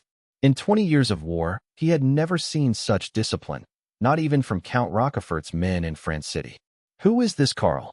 He wondered, stunned that a mere refugee force could be forged into elites in half a year. Doubt, like a venomous snake, coiled around his heart. He began to question if he could actually break them. His absolute confidence in his soldiers' strength was now cast in shadow. As a veteran commander, Bragi quickly suppressed his momentary trepidation. He inhaled the hot, dusty air and gripped his sword hilt tightly. Thinking of his fierce troops, especially the 200 bloodthirsty berserkers, his fighting spirit reignited. So what if you're a strong army? I've crushed tougher bones than yours. Let's see if your formation is harder than my blade, he growled, his eyes hardening. The vanguards were now within a kilometer, close enough to discern enemy faces and flags. The Solon army's drums beat with a rhythmic, lethal intensity, fueling the Solonians' primal bloodlust. Bragi's heart raced in sync with the drums, a volatile mix of excitement and violence surging through him. Staring at the Carnford command banner, he roared silently. Come, let me see what you're truly worth." On the Solon right flank, Legion Commander Acton stood clad in heavy plate armor, shield in hand, and a broad-bladed cleaver resting on his shoulder. He squinted through the gaps in his ranks at the shimmering Carnford formation. The scorching afternoon sun stung his eyes, and sweat poured down his face, soaking his leather armor. For a veteran like Acton, this was no fear. His armor simply felt like a mobile oven in the June heat. He wiped his face with a gauntlet, using the moment to shield his eyes and study the enemy. The Plantagenet army advanced with a rigid, rhythmic precision that grated on his nerves. The front rank consisted of soldiers in deep blue uniforms, holding muskets with cold, uniform discipline. Behind them, dense phalanxes of armored spearmen and swordsmen moved like a forest of metal. The formation's fluid movement across the terrain betrayed a high level of training. Acton noted several small, mobile objects pushed by the enemy infantry. He identified them as 3 falconets, 1 central and 2 on the flanks. Gunners busied themselves around the pieces as they advanced. Acton recognized these as Plantagenet falconets. The Solonians had captured many, but found them prone to leaking gas and backfiring. Instead of caution, Acton felt a mix of contempt and greed. "Humph, putting on a show," he sneered. He dismissed the Conford army's past success as mere reliance on city walls and gimmicky firearms. In an open field, he believed any formation would crumble before a sullen charge. Shiny armor, plenty of muskets, a fat prize, he thought, already calculating the loot he would seize to impress Bragi. He wondered briefly why these southern barbarians would leave their walls to face the invincible Solonians in the field. He dismissed the thought as suicidal arrogance. He scoffed at the falconets. More flashy Plantagenet junk. He recalled them exploding in their own ranks during past skirmishes. He viewed these cumbersome weapons as liabilities that would only slow the enemy down. "Come on." He licked his dry lips, eyes gleaming. "Let's see if your muskets are faster than my arrows." To him, war was decided by courage, strength, and speed. The Conford army were merely lambs in fancy armor waiting to be slaughtered. He and his men were eager to tear through the blue line and revel in the carnage. On the Conford left flank, Roderick, a platoon leader in the 1st Battalion, stood at the edge of the swordsman line. Clad in a breastplate and gripping a spear, he watched the enemy with the focused intensity of a predator. His view was mostly blocked by the musketeers in front. He caught glimpses of the Solon army, a dark, shimmering wave of steel. The air was thick with the scent of earth, sweat, and distant horse manure. Unlike the recruits, Roderick felt a calm, battle-hardened indifference. Having survived the brutal defense of Conford, he had seen the Solonians at their worst. He had watched them break and flee in terror, a stark contrast to their current posturing. He found their savage display laughable rather than intimidating. He held absolute confidence in victory. This confidence stemmed from his faith in their discipline, firearms, and his own survival instincts. His only concern was the center, held by the militia battalion. Why entrust the critical center to the least experienced troops, he wondered. If they broke, the army would be split and surrounded. He glanced to his right. Through the gaps, he saw the militia's dense wall of pikes, a forest of steel standing firm. These were specialized 4.5-meter spruce pikes, designed to outrange Solonian weapons. The tips were reinforced, 3-sided armor-piercing steel cones, built to withstand the berserkers' heavy strikes. Roderick recalled the inside story of the militia. An instructor named Oliver had boasted, "Don't underestimate them. They have no retreat. You fight for pay. They fight for their land, their wives, and their children." The militia faced a strict collective punishment system. Failure meant losing their land, tax breaks, and their family's safety. Desertion meant being reduced back to destitute refugees. Roderick understood now. These former refugees finally had a stake in Conford. Their position was an extension of their own homes and families. Though lacking experience, their resolve to defend their new lives made them as resilient as any professional soldier. This is perhaps why the lords and generals entrusted them with the front line. The armies closed the distance to under 500 meters, a range where bloody slaughter was imminent. As the suffocating pressure peaked, a long, shrill horn blast erupted from the rear of the Conford lines. The sound cut across the battlefield, briefly drowning out the Solon war drums. Responding to the signal, the entire Conford army halted in perfect unison with a thunderous shout. Thousands of feet struck the ground, kicking up a yellow mist of dust. Acton watched in horror as artillerymen at the front began frantic preparations. More alarming were the dozen teams of soldiers rushing from the Plantagenet ranks, carrying small, peculiar metal tubes. What on earth is that? Acton wondered. He recognized the larger falconets, but these were different. These new cannons were half the size, slender, and lacked wheels, relying on simple rear supports. Soldiers hammered iron wedges into the ground to anchor them, then loaded powder and shot with startling speed. Within seconds, a dozen of these snake-like tubes aimed directly at the advancing Solon right flank. Acton swallowed hard, his throat dry. Despite telling myself they were likely just for show, the cold threat of a dozen cannons aimed at me made my skin crawl. Having seen artillery before, I knew the gruesome fate of being struck by a solid iron ball. A long-forgotten fear of the unknown gripped my heart. Instinctively, I huddled behind my guard's thick wooden shield for a shred of comfort. I knew the shield was useless against cannonballs, but it helped my nerves. Damn Plantagenets, always resorting to these devious tricks. I cursed. I glanced toward the center, praying for Bragi to order the charge. I preferred melee combat over the agonizing wait for cannon fire. Instead, the drums grew wilder, driving the Solon army forward. Acton heard his men's heavy breathing and bloodthirsty roars. Can't stop now. I gritted my teeth, forcing myself to stand tall. My soldiers, unaware of the threat, surged forward like a black tide toward the blue defensive line. Acton followed, my heart racing as the distance closed. At 300 meters, the Solon army entered the lethal range of the 3-pounders. Seeing a specific flag wave in the Confort Center, I felt a surge of dread. I shouted a warning, but it was swallowed by a deafening roar. Boom, boom, boom. 3-pound falconets erupted in flame and smoke, recoiling violently. 3 iron balls tore through the air at blinding speed. They shrieked like tearing fabric, carving a deadly arc toward the Solon ranks. 1 ball struck the ground 10 paces ahead of Acton's unit, bouncing upward. It skimmed the ground, shredding the legs of 3 soldiers into a spray of blood and bone. My legs. The ball continued its path, carving into the dense formation like a hot iron through butter. The sound of tearing flesh and shattering armor filled the air, leaving a gore-streaked corridor in its wake.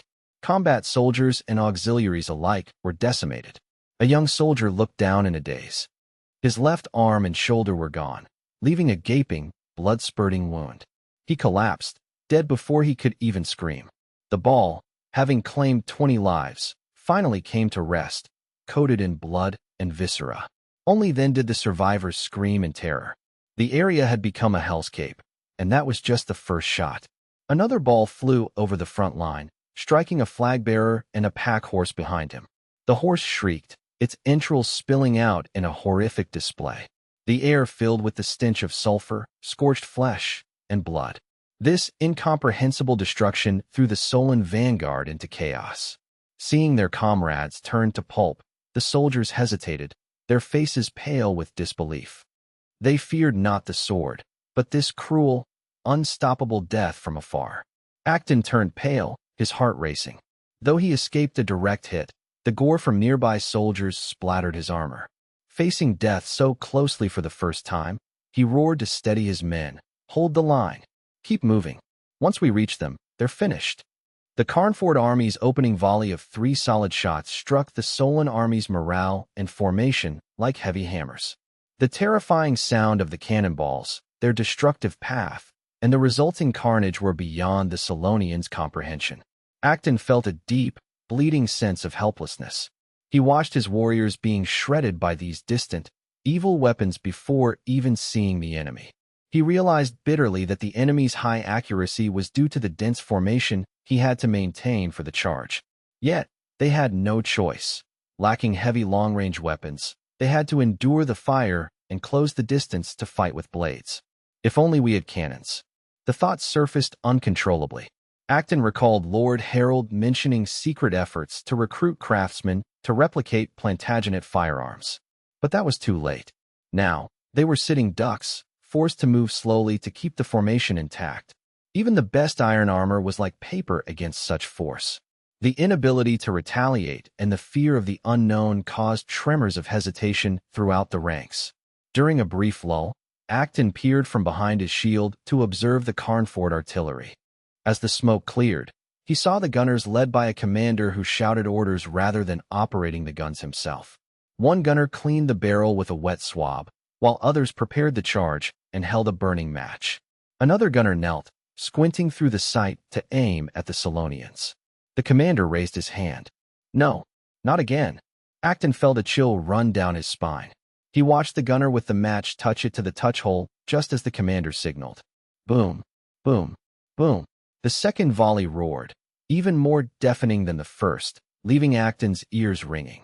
A sharp whistle pierced the air, and a blast of air whipped across his face, stinging like a lash.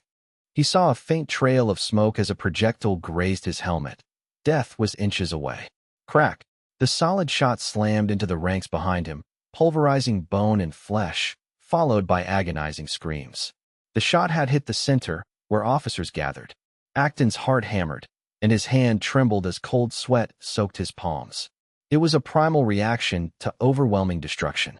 He smelled the nauseating mix of blood and gunpowder. The shadow of death loomed over every Solan soldier. The drums continued, but the army's advance slowed significantly. Soldiers hunched their shoulders, glancing fearfully at the sky, dreading the next rain of death.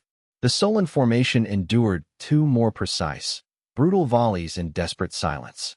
By the time the vanguard reached 200 meters from the Carnford lines, the air was thick with blood and the atmosphere of impending collapse. Before even engaging, the Solonians had lost nearly 200 men, fueling uncontrollable fear and instability. Just as Acton prayed for melee combat to end the slaughter, the 4th volley arrived. Boom! A black dot grew in my vision. A cold, lethal aura enveloped me. I squeezed my eyes shut, feeling the scorching air pass by. My face was suddenly covered in warm, viscous, foul-smelling liquid. I wiped it away to find a piece of twitching intestine. The stench of blood and excrement filled my nose.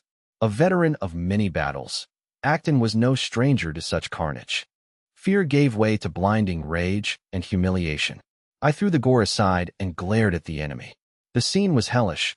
A cannonball had plowed a bloody furrow through the dense ranks. Limbs and shattered armor lay scattered. The wounded wailed and crawled in the blood. A young soldier, his guts spilling out, dragged himself forward, leaving a trail of blood. The vanguard had reached its breaking point. Survival instinct overcame discipline.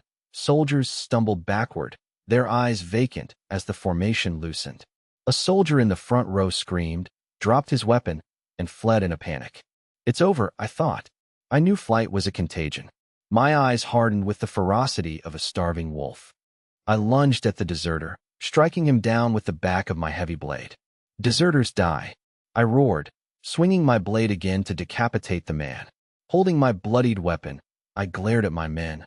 Look, that is the fate of a coward. Look at their cavalry. We are on a plain. You cannot outrun horses. If the formation breaks, we will be slaughtered like sheep. My voice hammered at their fear, then turned seductive. To live, we must charge. Think of your burned villages and dead kin. The Plantagenet lord is destroying us. Capture him, and I will carve him up for you. I added the final incentive. Victory means all the loot, gold, grain, women, is yours. I want nothing. I will report your valor to the great leader. This mix of threats and promises acted like a stimulant. Their path of retreat cut off, their hatred and greed ignited. The Solonians' savagery was fully unleashed. Kill the Plantagenets. Revenge. Take the loot. Despair transformed into a bloodthirsty frenzy. The soldiers beat their shields, their eyes burning red. The army roared like a wounded beast. The central war drums accelerated, signaling the Solonians to close the distance for melee combat at any cost to neutralize the Carnford artillery threat. Acton roared, full speed. Charge, pointing his blade forward to signal the final assault. Desperate, the Solan army surged forward like a black flood, braving the threat of cannon fire to reach the Carnford lines. Driven by frantic officers, the Solonians accelerated, their vanguard closing to within 150 meters.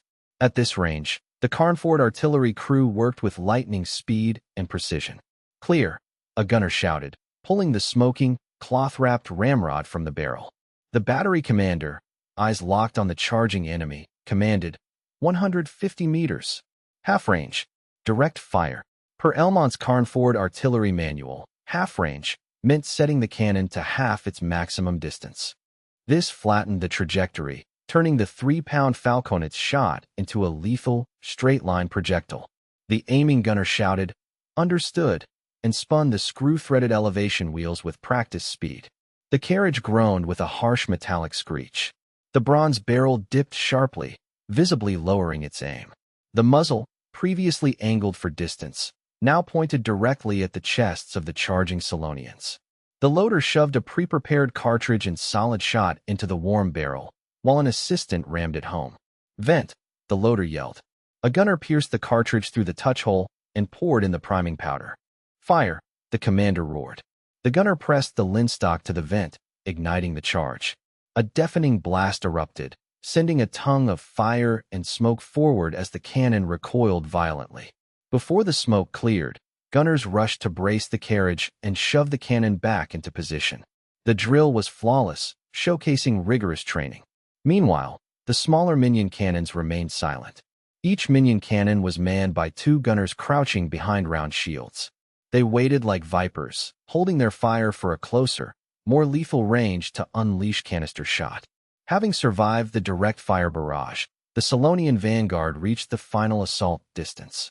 The front line was thick with smoke, blood, and a hysterical, violent energy. Acton heard heavy, rhythmic footsteps and clashing armor behind him. He turned to see over 100 hulking Solonian berserkers bursting through the main ranks. These elite, oil-smeared warriors were Bragi's most feared guard, their eyes burning with bloodlust. They were accompanied by dozens of agile scouts carrying bows.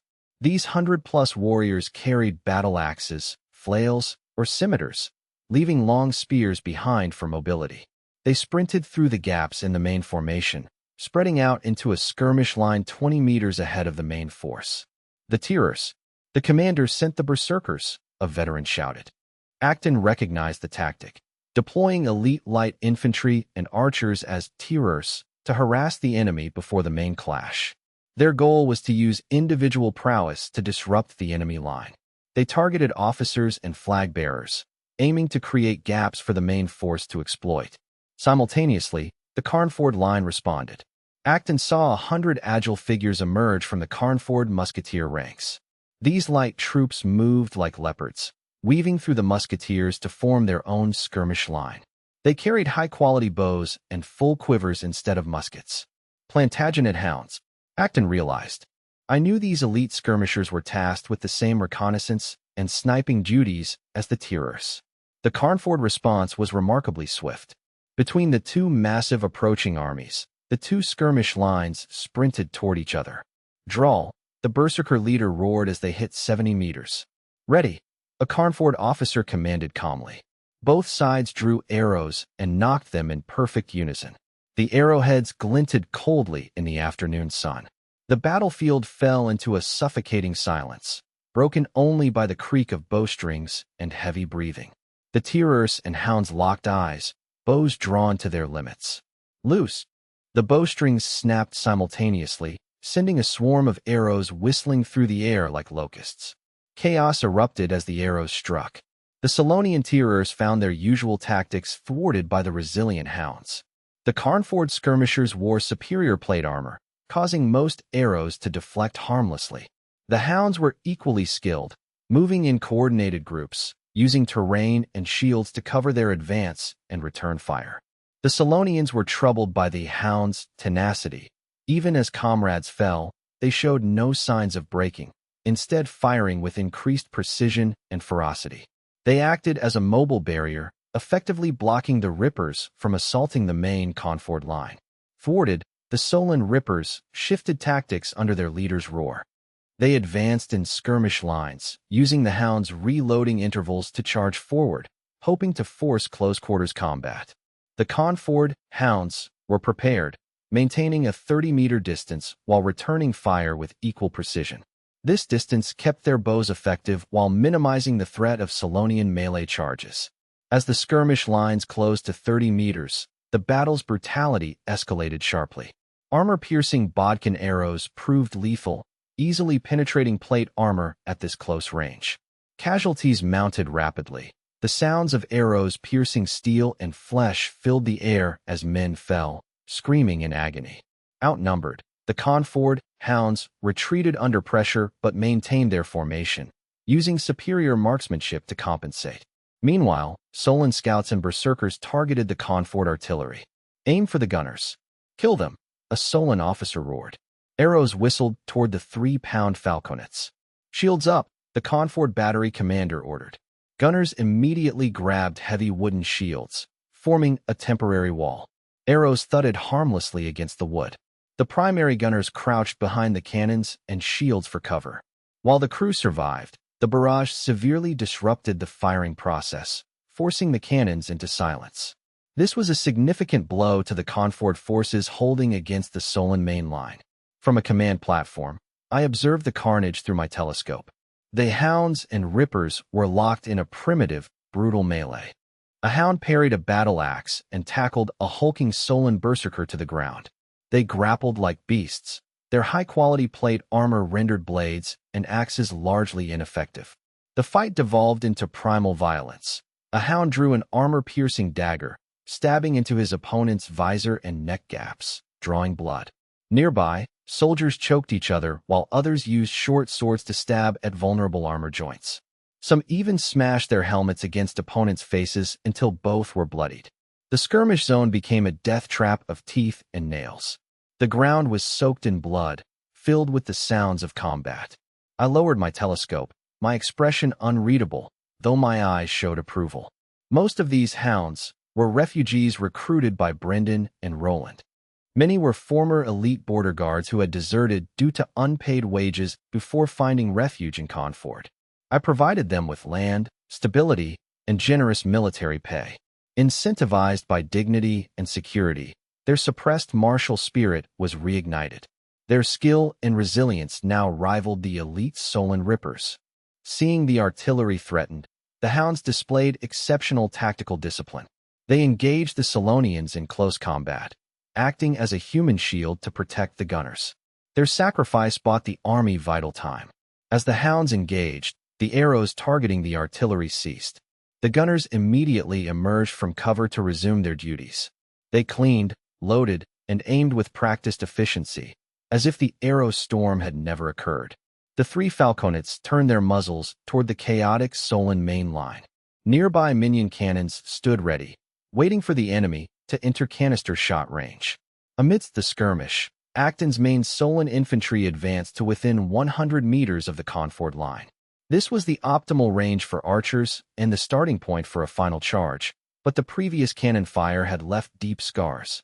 The formation was ragged, with gaps where cannonballs had plowed through, forcing the rear ranks to fill the voids. The soldiers were a mix of madness, fear, and exhaustion, fueled by a violent desire for revenge. Acton's eyes were bloodshot, his breathing heavy. His regiment had endured 3 direct volleys from the demonic cannons during their advance. They had suffered nearly 50 casualties, with over 20 dead or mortally wounded. He had never imagined such small cannons could be so accurate, fast, and lethal. The advance felt like a journey through hell. The artillery fire only stopped when the skirmishers engaged. This brief respite did not calm Acton. Instead, it pushed him into a semi-manic state. His years of warfare had created a pathological bloodlust. The more dangerous the fight, the more his desire to kill intensified. He envisioned brutalizing me and my gunners, desperate to vent his fear and rage through extreme violence. Even in his frenzied state, Acton's veteran instincts remained sharp. His bloodshot eyes were locked on the approaching wall of blue. He saw stray arrows strike the enemy line, dropping a few musketeers in the front rank. To his horror, the soldiers around the fallen did not even glance at their comrades. As men fell, those behind them stepped forward instantly to fill the gaps, maintaining a rock-solid formation.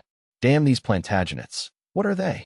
Acton felt a chilling mix of dread and rage. The Solon warriors were fierce, but they lacked this mechanical, emotionless discipline. The Confort army was a killing machine. This cold disregard for individual life in favor of formation integrity was more terrifying than mere bravery. 90 meters, an officer roared. Archers, ready, Acton shouted, suppressing his unease. Solon archers in the rear drew their bows, preparing for a final volley. Suddenly, a cold, clear command rang out from the Confort lines. First rank, kneel. Second rank, aim. Third rank, ready. The orders echoed across the Plantagenet wings. Acton felt a surge of instinctive dread as the blue wall shifted. The first rank knelt, the second stood firm, and the third leveled their muskets. A sharp horn blast pierced the battlefield noise. Acton witnessed a sight he would never forget, the gates of hell opening. Over 800 musketeers, including the militia battalion and the main legions of Brendan and Roland, leveled their flintlocks and matchlocks simultaneously. 800 muzzles formed a cold, inescapable wall of death, aimed directly at the charging Solon formation. The air seemed to freeze as sunlight glinted off the forest of barrels. Seeing the cold eyes and steady fingers of the musketeers, Acton was gripped by a soul-chilling premonition of death. "No!" he screamed, reaching for his shield, but it was too late. First rank. Fire. Boom. Second rank. Fire. Boom. Third rank. Fire. Boom. 800 muskets roared in succession, engulfing the front in fire and thick white smoke. Nearly 800 lead balls tore through the air, striking the Solon formation with impossible speed. The front of the Solon line was mown down as if by a giant scythe.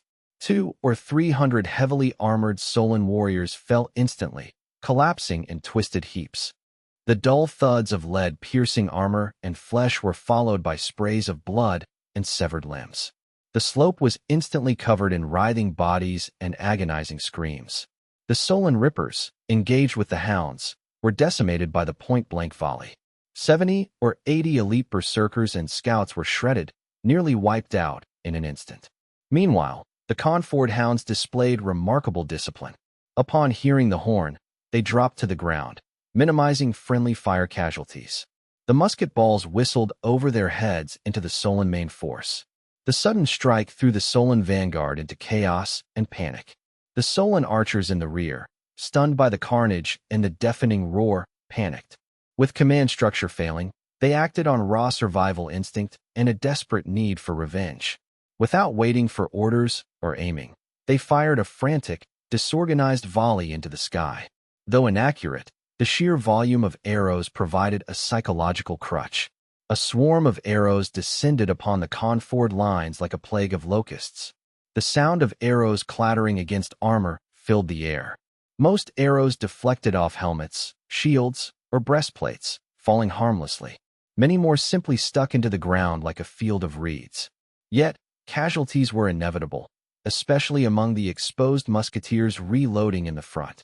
With only helmets and light leather armor, they were vulnerable. One musketeer fell with an arrow in his face. Another clutched a bleeding, pierced arm. Roderick felt a heavy impact on his helmet, nearly knocking it off. Another arrow struck his breastplate, leaving only a dent before falling away. Auxiliaries quickly dragged the wounded to the rear. Roderick saw a comrade nearby die from a chest wound, sparking a mix of grief and fury. "Hold steady. Keep reloading," he shouted. "Second rank. Aim." Officers screamed, struggling to maintain the line. Despite the casualties, the formation remained like a rock, with soldiers mechanically filling gaps and preparing for the next volley.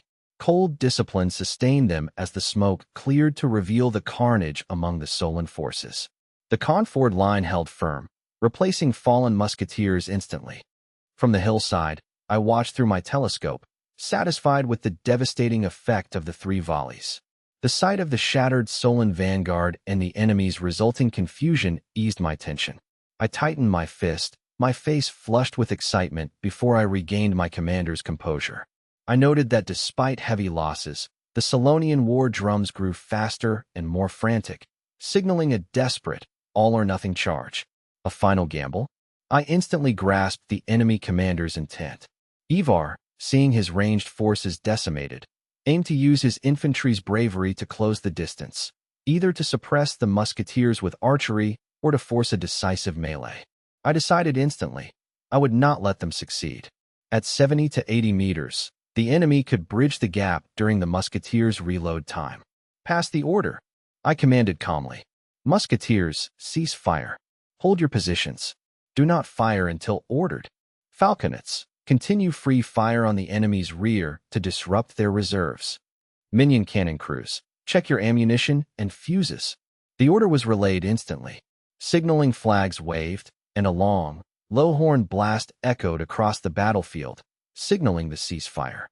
The musketeers, having just reloaded, executed the order without hesitation.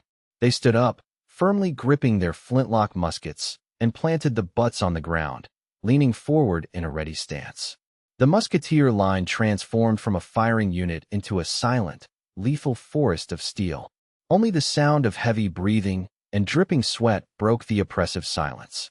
This sudden quiet was more unsettling than the roar of gunfire, though the cannons continued their work. The three 3-pound falconets continued to thunder.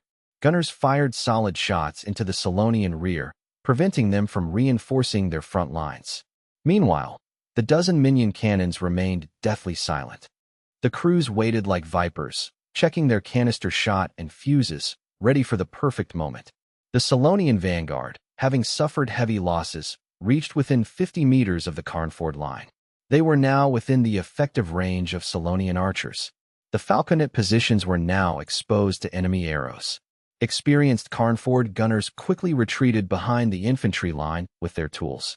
The abandoned falconets were left bristling with arrows like hedgehogs. However, the minion cannon crews held their ground. Sheltered behind thick wooden shields, they remained unscathed by the scattered arrow fire. Their silence was more ominous than the falconets' roar. As the main forces neared collision, the skirmishers, the hounds, and rippers received orders to retreat. They dragged their wounded back behind their respective lines. The space between the armies fell silent, filled only with the dead and dying, setting the stage for the final clash. Acton, blood streaming into his eyes from a head wound, fought like a madman. He fired arrows blindly into the silent blue line, venting his rage and fear. His inability to fire while moving hampered his command. He felt a growing sense of dread. The enemy's strange silence and the musketeers' rigid, waiting posture were deeply unsettling. The musketeers stood like statues, muskets grounded, staring ahead as if waiting for a signal. And the small cannons, they couldn't just be for show. What were these Plantagenet savages planning? The calm before the storm was terrifying. What are they doing? He roared internally. Despite his unease, Acton and his men clung to their blind faith in their melee prowess. Just a few more steps, he screamed, urging his men forward. Victory will be ours. 30 meters. Charge. Kill them all, officers shrieked. The remaining Solonian soldiers surged forward with a desperate cry, their distorted faces clear in the dust. At that moment, the silent minion cannons revealed their fangs. Fire! At the officer's roar, the gunners ignited the fuses simultaneously. Boom! A terrifying, metallic roar erupted, a sound far sharper and more destructive than the falconets. A wall of white smoke and sparks erupted from the minion cannons. Thousands of lead pellets, nails, and iron shards blasted outward. Like a giant, invisible broom of death, the canister shot swept across the Solonian formation. Designed for maximum lethality at close range, this was no solid shot. The front rank of the Solonian army slammed into an invisible wall, collapsing in twisted heaps. Leather and chainmail were shredded like paper, and the soldiers' bodies were riddled with holes. Their armor turned into blood-soaked rags, mixed with gore and flying debris. One soldier stared in horror as his abdomen was torn open, his entrails spilling out. Another had his entire shoulder and armor blasted away, leaving white bone exposed.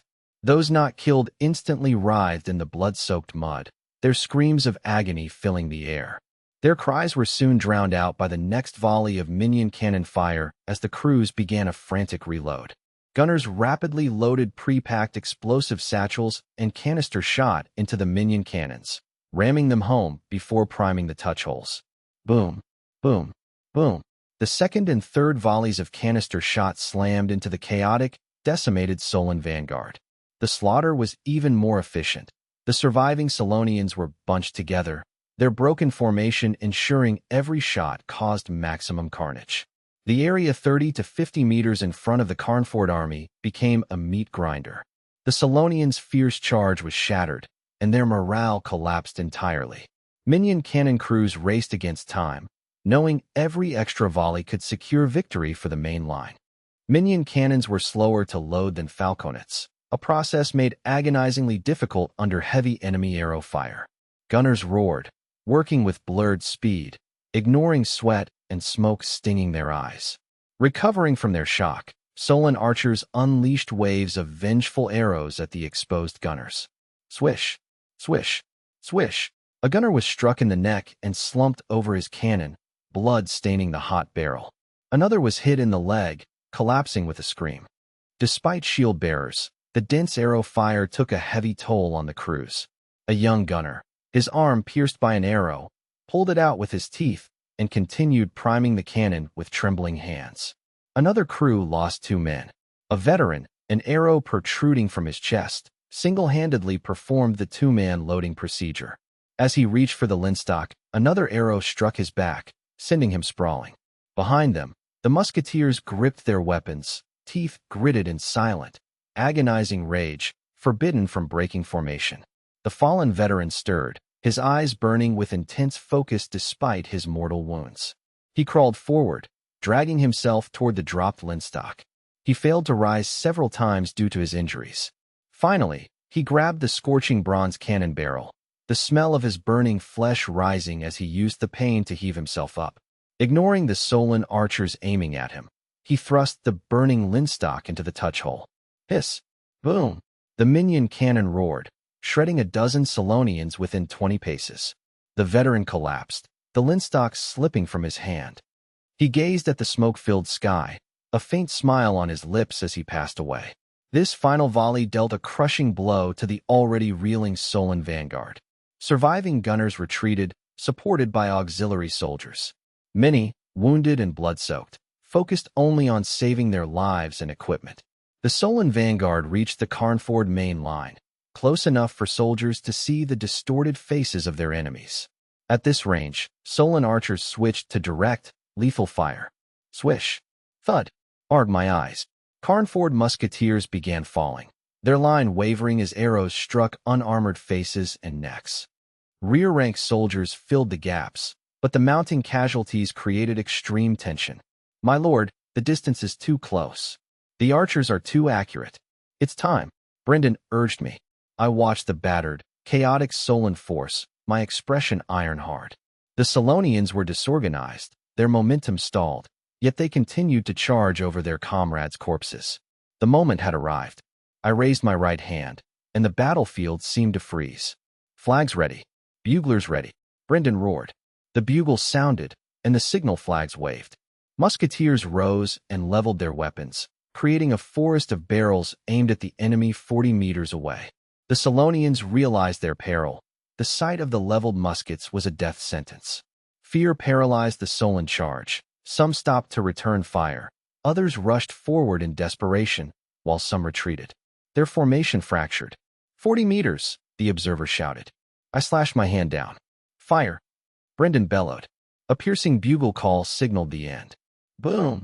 Nearly 800 muskets, flintlocks and matchlocks, from the militia and the main legions fired in a perfect, thunderous volley. A metal storm of lead balls tore through the air, striking the Solon vanguard. The effect was catastrophic. The lead balls hit with undiminished kinetic energy. The Solonians' leather and chainmail were shredded as they were thrown backward by the impact. The first 2 ranks vanished into a bloody mist, leaving a momentary vacuum on the field. Over 400 Solonians fell in that single volley. The Solon soldiers' arrowhead formation was decimated by the volley, their charge grinding to a halt in shock.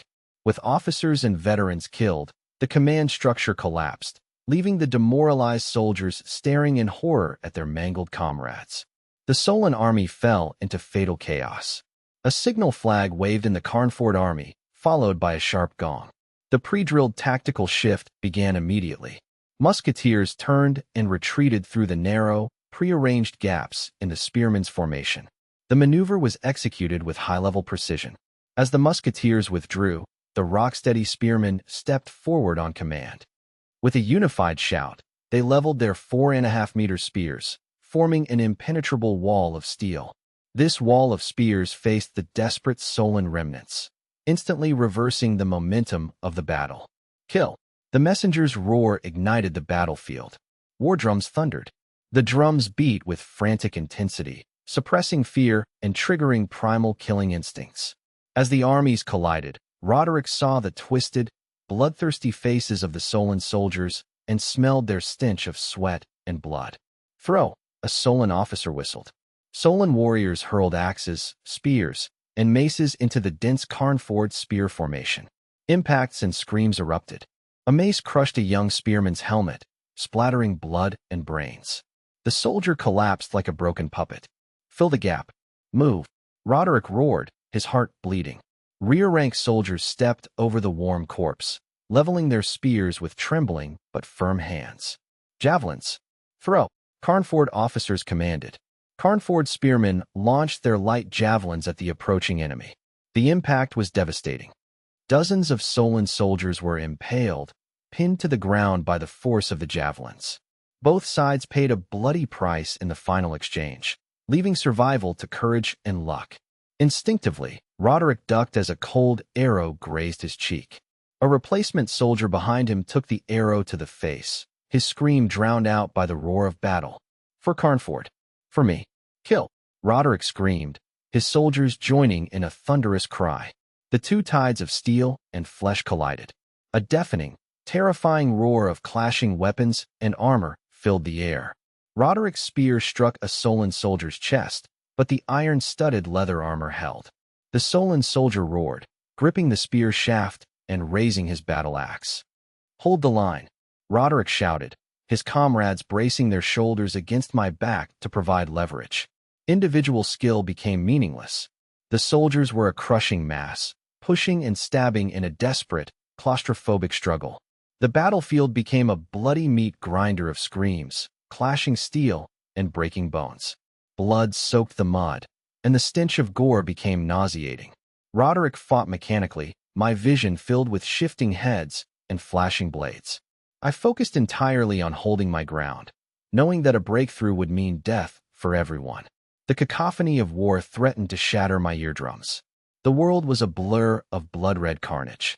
The Solon berserker Roderick had struck continued to charge, ignoring the spear protruding from his back.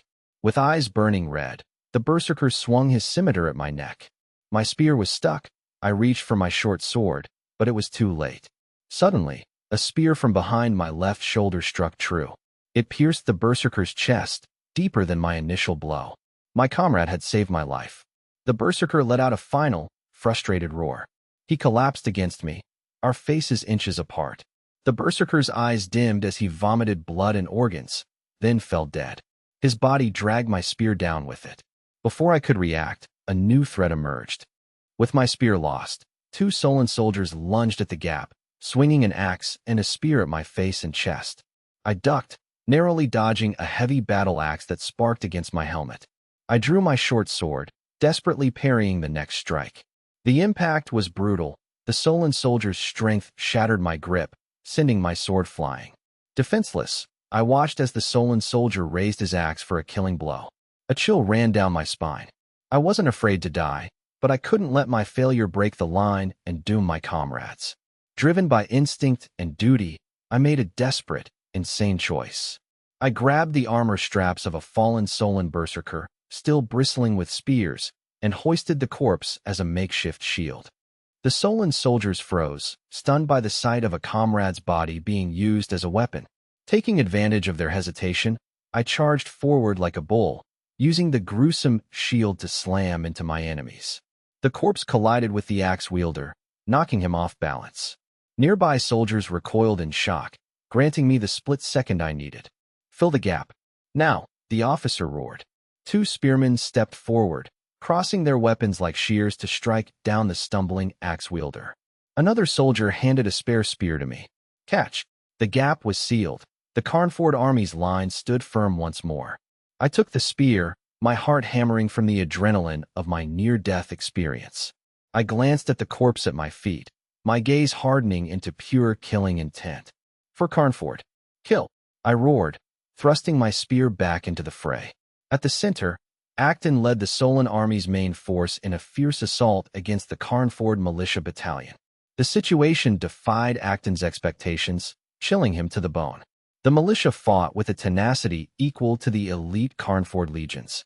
Their dense spear formation formed a lethal, impenetrable web of pikes, halberds, and shields. Solon soldiers found themselves on the defensive, their attacks blocked by the wall of shields and spears. The militia's rhythmic, snake-like thrusts left the Solonians no room to breathe or counterattack. Screams of "my arm" and cries to hold the line filled the air. Tri-edged spearheads easily pierced leather and chain mail, inflicting horrific wounds. The carnage rattled the nerves of the remaining Solon soldiers. Acton, drenched in sweat and anxiety, watched his assault shatter against the militia like waves against a reef. His desperate attempts to rally his troops felt futile against the militia's cold, mechanical efficiency. Kill! The militia roared in unison, their forest of spears thrusting forward again. The sound of tearing leather and crushing bone echoed across the field. Another wave of Solon soldiers fell. Though Carnford militia also fell, their ranks were instantly replenished by those behind, keeping the line rock solid. Acton watched in horror as a spear pierced his personal guard's throat. The guard collapsed instantly, blood spraying like a fountain. Acton stepped over the body, using his own shield to plug the gap. Before he could react, a spearhead lunged toward his face. Acton raised his oak shield to parry. The impact was immense, shattering the wood and numbing his arm. The spearhead pierced the shield, stopping inches from his cheek. "To your right, my lord," a guard shouted. Acton barely deflected another spear with his blade, the clash ringing out sharply. He was trapped in a defensive cycle, unable to find an opening to strike back. His martial prowess was useless against the suffocating, dense spear formation. Glancing around, Acton saw his elite veterans decimated, the ground slick with blood and corpses. The few soldiers left beside him were wounded, exhausted, and terrified. A cold sense of powerlessness gripped Acton. He realized his confident offensive was sliding into an irreversible defeat. The militia's wall of flesh and steel seemed insurmountable. Are we really going to lose here? Just as despair took hold, the tide of battle suddenly shifted. Whoosh, whoosh, whoosh. A barrage of heavy axes and maces whistled over Acton's head, crashing into the seemingly impenetrable Carnford spear formation. Clang, crack, thud. Screams erupted as shields shattered. This mid-range ambush caught the militia off guard, as they were focused entirely on the melee ahead. The front line crumbled, helmets were split and bones crushed, creating a chaotic gap in the shield wall. Before they could recover, a second wave, a dense, locust-like swarm of arrows, rained down upon the front and center ranks. "Shields up!" an officer screamed, but it was too late. Arrows pierced shields and found gaps in armor, striking faces and necks. The air filled with agonizing cries. These two rapid strikes were devastating, felling over a dozen men in seconds. Worse, the fallen blocked the path for reinforcements, causing a fatal breakdown in the defense. Officers shouted for the line to close, but the soldiers were too tightly packed and panicked to maneuver. Acton seized the moment, his heart racing as he looked back. Over 100 hulking Solonian berserkers, clad in heavy, painted plate armor, charged from the main line. Wielding axes, flails, and greatswords, these elite shock troops burned with a fanatical lust for slaughter. Commander Bragi has committed his personal guard. Acton felt a surge of ecstatic hope. These were the breaker hammers, the elite force meant to shatter stalemates. Bragi was going all in on the center. "Warriors, follow the berserkers. Crush them," Acton roared, charging forward. "For the wolf god." The berserkers bellowed, ignoring spear thrusts as they smashed into the disorganized militia. The tide turned instantly. The militia's 4.5-meter spears were useless in close quarters, while the berserkers were masters of melee. A berserker ducked under a spear, burying his axe into a militiaman's neck, sending blood spraying. Another ignored a shoulder wound, rushing forward to crush a soldier's skull with his flail. The militia, unaccustomed to such suicidal ferocity and lacking professional close combat training, fell into total panic. Some tried to draw swords only to be cut down. Others were trampled by their own retreating comrades. The gap widened rapidly as the berserkers and following Solonian infantry pushed deeper. Acton followed, fueled by a thirst for revenge as he watched the Plantagenet soldiers fall. He saw victory. If they pierced the center, they could flank the Carnford army and collapse the entire line. Trampling through gore and corpses, Acton fought like a demon. My blade was notched and my armor caked in blood, but I focused only on the thinning blue ranks ahead. Through the smoke, I caught a glimpse of the Carnford command banner. "Follow me. Take the banner." The glory is ours. I rasped, my voice distorted by bloodlust. Imagining myself trampling the Lord of Carnford, I drove my men into a frenzy. But just as victory seemed certain, disaster struck. Bang, bang, bang, bang. A rapid, rhythmic volley of musketry erupted from directly ahead. Muskets! An ambush! Acton's heart plummeted. He knew that sound all too well. It was too late. The storm of lead tore through the lead berserkers, who had no time to dodge. Thud, thud, thud. The bullets punched through their heavy armor, dropping the elite warriors in heaps. Bang, bang, bang. A second and third volley followed instantly. The Carnford forces had prepared a rapid-fire musketry trap. The momentum of the Solonian charge was shattered, leaving the ground littered with their best fighters. My ears rang, the heat of passing lead grazing my face. After the initial shock, rage replaced my fear. They need to reload. This is our last chance. Kill the musketeers. I gambled on the reload window. I roared, leading the surviving Solonians in a desperate final sprint toward the smoke. As the smoke cleared, my blood turned to ice. There were no panicked reloaders. The militia and musketeers parted like curtains to reveal the true Carnford Corps. A fresh, disciplined force in polished breastplates stood in perfect formation, eyes cold and lethal. The Carnford banner waved proudly behind them. This was my reserve force, fresh and ready, acting like a drawn sword. For Carnford. For victory. Advance, the commander shouted. Kill. The reserve force charged with a thunderous roar. The exhausted Solon remnants led by Acton collided head-on with my fresh Carnford reserve force. Boom! The two armies crashed like iron torrents of different colors, instantly erupting in a brutal display of blood and fire. Carnford's reserve force, far superior to the previous militia battalion in courage, technique, and coordination, proved themselves true battle-hardened elites. Moving in small, disciplined squads, they maintained a perfect balance of offense and defense. They did not rush into individual duels against Acton's desperate men, but instead relied on cold, calculated teamwork. Multiple spears struck from tricky angles, overwhelming even the skilled Acton, let alone his wounded, exhausted soldiers. Arg, save me. The remaining Solon warriors were cut down one by one. Worse, Acton's assault had pushed too far, severing his connection to the main army. Encouraged by the reserves and officer intervention, the Carnford militia recovered from their initial panic, using their numerical advantage to push back from both flanks.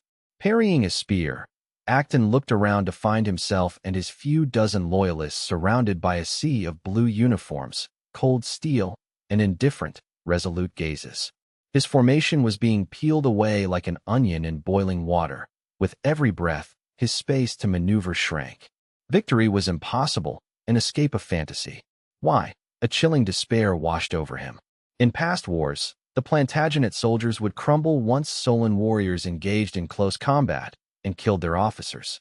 Yet these men were different, fearless, emotionless, like puppets moved by invisible strings, filling gaps left by the fallen without a blink. This cold, mechanical discipline was more terrifying than Solon's wildness. He could not fathom what sustained them. A scream rang out as his last bodyguard was skewered by 3 spears and fell, eyes wide with resentment. A bloodstained spear tip darted toward Acton's face like a viper. "Get away!" he roared, grabbing the spearhead with his bare hand in a burst of survival instinct. The blade sliced his palm, but he held on, swinging his great blade wildly in a delirious frenzy. Stumbling backward to find a moment's respite, he slammed into a solid object. Hoping for allies, he turned to see only a handful of his own bloodied men, backed against each other in a tiny, surrounded circle. There was nowhere left to run. Acton let out a desperate roar, exhausting his final reserves to parry incoming spears and tankpa. But his strength was spent, his movement slowed, and his breathing became ragged. A spear pierced his thigh from a blind spot. He roared, hacking the shaft in two. Before he could recover, another spear drove into his left shoulder, piercing his leather armor and chainmail to lodge deep in his collarbone. Crack! His left arm went limp, and his great blade clattered to the ground. He groaned, clutching the spear shaft with his right hand to stop the enemy from pushing further, blood gushing through his fingers. As his vision blurred from pain, a third spear pierced his abdomen, pinning him and a wounded soldier behind him together like a skewer. Acton gasped, but only hot blood and viscera bubbled up his throat. He stared with bloodshot eyes, filled with resentment, and a final, unanswered question. Why did this army fight so? Fate offered no time for reflection. A final spear, like an executioner's tool, drove into his open mouth and exited through the back of his neck. His body convulsed, and the light in his eyes faded into a gray, frozen mask of disbelief and defiance. He died with his eyes wide open. With Acton's elite unit annihilated, the spine of the Solon Center rout was broken. Leaderless and caught in a pincer, the remaining Solon soldiers descended into panic. Discipline collapsed. Soldiers either fought blindly and died or fled in a rout. Simultaneously, the flanks signaled a final, decisive blow. Woo, woo, woo, beep, beep, beep. The shrill, triumphant trumpet calls of the Plantagenet kingdom rang out from the main legions on both flanks. Forward, charge, for Carnford, kill.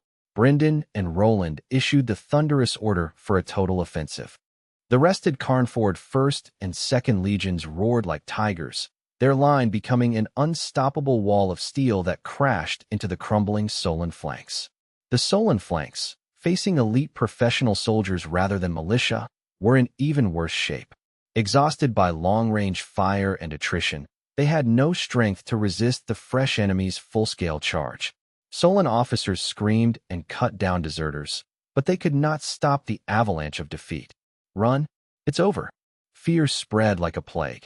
The left flank broke first, followed by the right, which collapsed under the vicious bayonet charges. The entire Solon line disintegrated, with soldiers fleeing blindly and exposing their backs to the slaughter. Carnford arrows and bullets mowed down the fleeing remnants like wheat. On the rear heights, Bragi watched the hellish scene through his telescope, his face deathly pale, his hands trembling so violently that his nails dug into his palms until they bled. The officers surrounding Bragi were deathly pale, some even retching. It's over. Bragi closed his eyes, consumed by despair, rage, and crushing defeat. He never imagined a battle with equal forces, where his elite infantry held the edge, would end in such a swift, catastrophic rout. Carnford's terrifying artillery, iron discipline, layered fire support, and decisive deployment of fresh reserves had shattered his tactical vision. The defeat was absolute. No effort could salvage the battle. His only remaining goal was to save enough survivors to hold the defense for the future. He opened his bloodshot eyes and looked at Hakon, the cavalry commander, his voice raspy. Hakon, no more hesitation. The battle is lost. It's time to flee. Pointing at the fleeing soldiers, he ordered, "Take your cavalry. Launch a final charge. Don't aim to defeat them. Just slow their pursuit and gather as many survivors as you can." Bragi pleaded, "Retreat to Tyrol. If we save some men, we can hold the city. If these 3,000 die here, Tyrol falls, and the great chieftain will show no mercy." Hakon's heart raced, his mouth dry as he surveyed the collapsing lines. His cavalry, already depleted from scouting, had low morale. Charging now against a victorious enemy was suicide. He desperately wanted to turn and flee with his personal guard. But Bragi's warning hit home. Desertion meant certain death at the hands of the furious Harold Back and Frostguard. Hakon's expression shifted to one of desperate madness. He gritted his teeth and hissed, "Fine, I'll lead the charge. Bragi, organize the rear guard and prepare to retreat." Drawing his scimitar, Hakon roared at his restless, terrified men. "Warriors of the wolf god, follow me. For the glory of Solon, save our brothers. Charge!"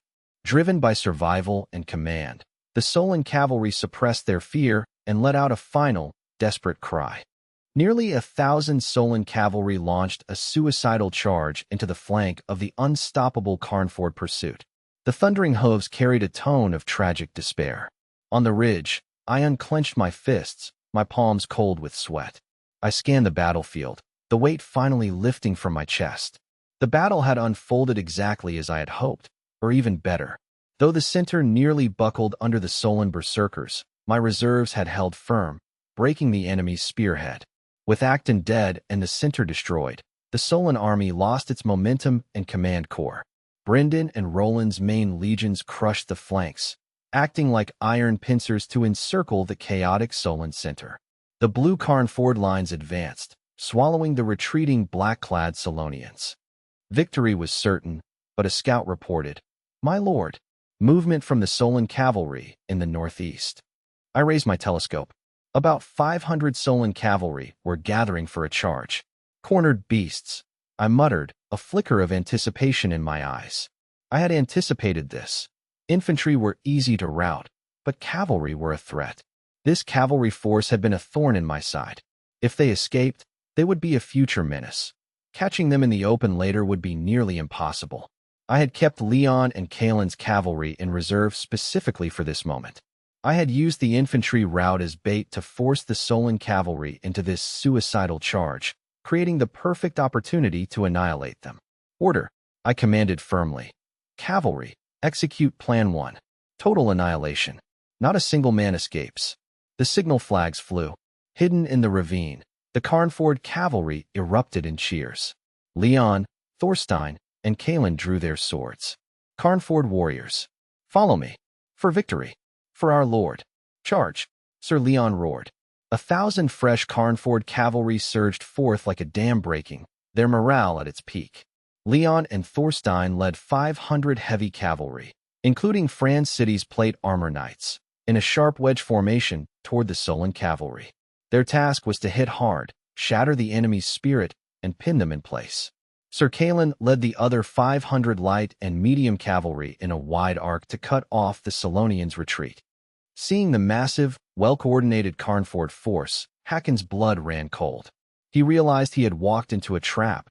My cavalry had been waiting for this exact moment. "We've been played," Hakon screamed. "Ignore the flanks. Focus on the center. Break through." But the momentum was entirely with the fresh, victorious Carnford troops. The distance closed in seconds. Boom! The two forces collided amidst the smoke and corpses. Leon and Thorstein's heavy cavalry tore through the Solonians like a hot knife through butter, their superior armor and lances granting them total dominance. The sound of breaking bones and dying screams filled the air as the Solon front line collapsed. Meanwhile, Sir Kalen's flanking force reached the rear of the Solon formation. Like a wolf pack, they used bows and lances to compress the Solonians, sealing every escape route. A net of death had closed around the last of the Solon cavalry. The Solonians' desperate charge was utterly futile against the iron wall of the Carnford cavalry. Leon and Thorstein's heavy cavalry shattered the Solon cavalry's loose formation. Only a few dozen Solonians managed to pierce the death zone, crashing into the rear of the Carnford infantry. This intrusion caused brief chaos. Infantry were knocked aside, but Carnford officers quickly rallied their men. Spearmen formed a wall of steel, while swordsmen and halberdiers used shields and tongpa to hook and disable the horses. The Solonians lost their momentum and were dragged down and slaughtered. This minor counterattack failed to shake the Carnford line. The remaining Solon cavalry, witnessing the massacre, lost all will to fight. They turned to flee, desperate to escape the Hell's Cape. Sir Kalen's flanking cavalry had already sealed their retreat. "Block them. Don't let one escape," Kalen ordered. The fleeing Solonians collided with the waiting Carnford light cavalry, sparking a desperate, brutal clash. The Solonians sought only escape, while the Carnford cavalry acted as an immovable dam. Carnford riders even sacrificed their own horses in head-on collisions to pin the enemy down. Amidst the carnage, Hakon fought desperately under the protection of his personal guards. Covered in blood, Hakon exploited a gap created by his dying guards and tore through the encirclement like a cornered rabbit. Ignoring his sacrificing guards, he focused solely on escape. He whipped his horse toward the distant forest, leaving the screams of his men behind. Sir Kalen spotted the fleeing group and the distinctively armored Hakon. "That's their leader. Light cavalry, pursue. Dead or alive," Kalen commanded. A squad of light cavalry gave chase. A fierce pursuit ensued across the plains, with arrows raining down on Hakon's party. Hakon's guards were picked off one by one. A stray arrow struck Hakon's shoulder, and another hit his horse's flank, causing the beast to bolt in pain. Perhaps by fate, The wounded horse's burst of speed and the complex forest terrain allowed Hakon to vanish into the woods. The captain returned, reporting, "My lord, the chieftain escaped into the forest." Kalen scoffed, "He's lucky. Forget it. The woods are unsuitable for pursuit." Recognizing the strategic objective was met, he turned his attention back to the main battlefield. The leaderless, surrounded Solon remnants were now trapped. Caught in a pincer, they were systematically wiped out. Those who resisted were speared. Those who surrendered were bound. Organized resistance ceased. Though Hakon escaped, Kalen knew the goal of annihilating the Tyrol garrison and its cavalry was achieved. A defeated commander without an army posed no threat. The sunset bathed the blood-soaked field. The roar of battle faded, replaced by the groans of the wounded and the sounds of cleanup. I stood on the hillside, calmly surveying the field that had claimed thousands. With the Solon cavalry destroyed, the remaining infantry on the field were doomed. They scattered like rabbits before hounds. Behind them, the morale-boosted Conford soldiers pursued relentlessly. Leon and Kalen's cavalry hunted down any attempting to regroup or flee. It was a one-sided slaughter. Few would escape. I looked toward the distant Tyrol fortress. The remnants had fled inside. I held off on a reckless assault. My men and horses needed rest. Tyrol was a trapped beast. I would finish them later, letting the despair fester within the walls. My gaze returned to the center, where the militia had held their ground. It was a scene of carnage. Bodies were piled high, and the air was thick with the stench of blood and gunpowder. Auxiliaries and medics searched for survivors. Others methodically executed wounded Solonians and collected heads as proof of merit. I felt no euphoria, only a cold, analytical assessment. I overestimated them. I thought regarding the militia. Without the falconets, muskets, and minion cannons weakening the Solon vanguard, the militia would have collapsed under the berserkers' assault. My plan was a recreation of canny, using the militia as bait to lure the enemy into a pincer. I had hoped the militia would act as a flexible sponge. They proved far less resilient than expected. While courageous, they were pushed to the brink of total collapse. Only my timely deployment of the reserve force saved the campaign from failure. The decision to use reserves was correct, but I realized I could not rely on raw troops for such high-risk tactics again. The militia's training must be intensified, I concluded. Beyond drills and courage, the troops require psychological resilience against heavy casualties, plus emergency response and melee skills for when formations collapse. They must transition from brave farmers to qualified soldiers rapidly. Golden noon light bathed the battlefield, casting a grim, eerie glow over the hellish landscape of corpses. The air hung heavy with blood, gunpowder, and death, as cheers of victory mingled with the groans of the wounded. Standing on a hill, I summoned Brendan. Have the liberated slaves from the supply train assist in retrieving the wounded and clearing the dead. Brendan hesitated. My lord, letting them handle the wounded. What if? I cut him off. Furthermore, stop the soldiers currently finishing off the Solon soldiers. Hand the remaining wounded Solonians to these newcomers. Each must personally behead at least one. Brendan realized the intent. You want them to get blood on their hands to gain experience for the assault on Tyrol. Exactly. I nodded, eyeing the distant silhouette of Tyrol fortress. The main legion and militia are exhausted. A direct siege would be costly. These newcomers are filled with rage. Let them use Solonian blood to temper themselves. Using them as the vanguard serves to both deplete the defenders and forge the men. Only after shedding blood for Conford can they rightfully claim land and property later. A brilliant plan, Brendan agreed. It saves our elites and silences potential dissent. I will arrange it. What is the timeline for the assault? Give the Solonians no respite. I ordered. Feed the troops at noon. The assault begins at 1 p.m. Brendan saluted and departed. I watched my soldiers methodically clearing the field, satisfied with the discipline they displayed. The cannons, though bristling with arrows, remained functional. Gunners inspected the pieces, wiping away blood. Their precision had been the cornerstone of today's victory. Artillery. I mused, a plan forming.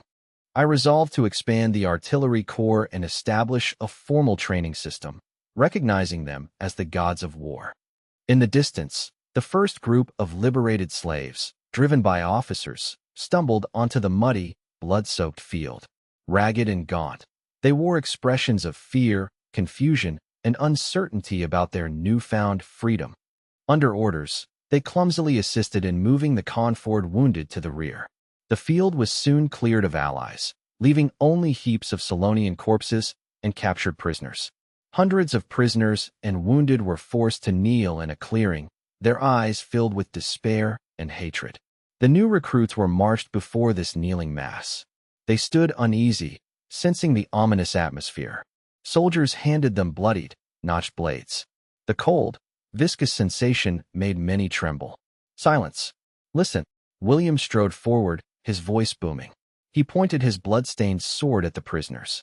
Look at these beasts. These northern barbarians burned your homes, slaughtered your families, and enslaved you in mines until death. His words struck like nails. The recruits' eyes ignited with long-suppressed rage. Lord Carl gives you your revenge. They are here, weaponless, kneeling like sheep. William scanned the trembling men. Be men. Grip your swords. Use their blood to wash away your shame and offer their heads to your kin. Today, you become true warriors of Conford. If you die, your souls will enter Valhalla. But for those who refuse, drop your weapons and leave. Conford has no place for cowards. Go back to the wilderness to starve. The recruits gripped their swords, sweating. The hatred was deep, but the act of killing was a different threshold. Most stood paralyzed, faces pale as death. Some defiant Solonian soldiers laughed, mocking the recruits' hesitation. The provocation snapped the recruits' nerves. Cowards, get out. William signaled. The trembling men were dragged away and replaced by more ruthless ones. Mother, this is for you. A scarred youth roared, charging forward to hack at a prisoner's neck. The blade crunched into bone. The prisoner convulsed as blood sprayed the youth's face. The recruits gasped. The youth's hand shook as he stared at the twitching body. Fool, step on him and pull. Strike the neck again. William barked. The youth obeyed, tearing the blade out with a sickening sound of muscle and bone. Die, barbarian. He went berserk, hacking wildly until only a mass of flesh remained, then collapsed, breathing hard. The stench of blood broke the final psychological barrier. Blood for blood. For our families. The recruits surged forward. Driven by rage and fear, the former slaves were forged into soldiers through this brutal baptism of blood. The clearing became a hellish scene of screams and the thud of blades. The defiant Solonians, seeing their comrades butchered, finally broke and begged for mercy in broken Plantagenet, but it was too late. The recruits, blinded by fury, killed mechanically. The scent of blood drifted to the officers' hill. I ignored the carnage, gathering my officers around a map. Their morale is high, my lord, Roland noted. We should strike Tyrol while this bloodlust lasts. I shook my head, firm. Not should. We will take it, and with minimal cost. I pointed to the unfinished wall on the map. We concentrate all artillery here. Use solid shot and explosive shells to blast a breach in the shortest time possible. I observed that the Solonians were shattered, with only a few hundred demoralized soldiers left in Tyrol Fortress. I noted that the fortress was filled with slaves and forced laborers who had witnessed the Solon army's defeat. Their fear of the Solonians had vanished, and they would likely surrender once the walls were breached. Cavalry Commander Leon asked if his troops should guard the flanks or charge after the breach. I ordered Leon and the France City cavalry to dismount. Leon was confused by the order. I instructed them to leave their horses in plain sight of the fortress, creating the illusion that the cavalry was being left unattended and idle. Leon realized the strategy. By feigning the abandonment of their cavalry, they would signal to the defenders that there would be no pursuit if they fled. This would prevent the trapped Solonians from fighting to the death, significantly weakening their resistance. I agreed, noting that while the defenders were elite, forcing them into a corner would result in unnecessary casualties for my own men. Their goal was to capture the strategic point of Tyrol, not annihilate the remnants. Letting them flee would speed up the occupation. I ordered Brendan and Roland to form a vanguard of the bravest, most composed, blood-tested recruits, equipping them with the best chainmail and helmets. Brendan and Roland acknowledged the order. Brendan suggested using Tommy's propaganda team before the bombardment. He proposed broadcasting that the Solon army was defeated, escape was impossible, and that those who surrendered would be spared.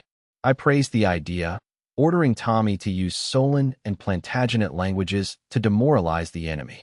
I ordered a squad of elite shield bearers to protect the propaganda team at the edge of bowshot range. Brendan immediately executed the orders, and the Carnford army began its preparations like a well-oiled machine. Artillerymen pushed heavy cannons toward the front, aiming at the low rammed earth walls of Tyrol Fortress. Leon's cavalry dismounted and left their horses in an open field to feign negligence. Tommy's team, protected by shields, used iron trumpets to broadcast the hopelessness of the defenders' situation and the promise of mercy upon surrender. The defenders on the walls grew restless. Panic spread among the soldiers and slaves, fueled by the sight of the powerful artillery and the unattended horses. I observed the enemy's reaction through my telescope and nodded in satisfaction. The entire army fell silent as I raised my hand.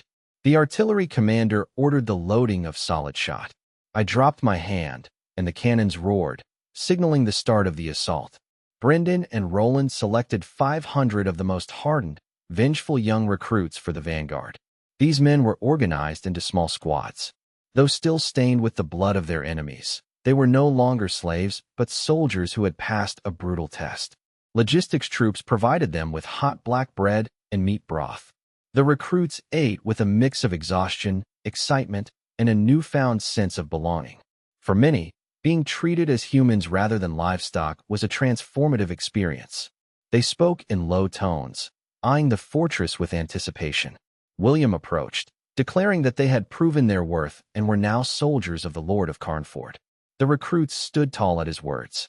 William pointed toward Tyrol Fortress, assigning them the task of capturing it.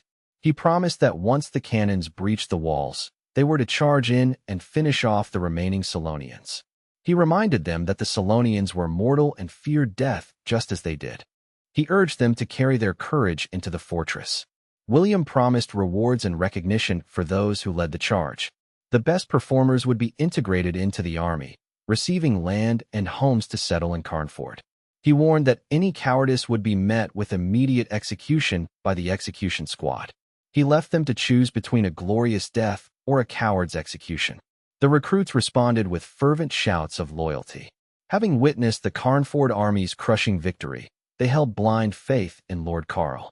They viewed the capture of the small, damaged fortress as an achievable goal. Their desire for revenge and a better future overcame any remaining fear. Other liberated slaves watched with envy and shame, regretting their lack of bravery. They had no one to blame but themselves. They were put to work building artillery platforms and hauling ammunition. They worked hard, hoping to earn a chance to change their fates. Inside Tyrol Fortress, Commander Bragi stood atop an unfinished wooden watchtower. He clutched a captured brass telescope, his heart cold with the realization of their impending doom.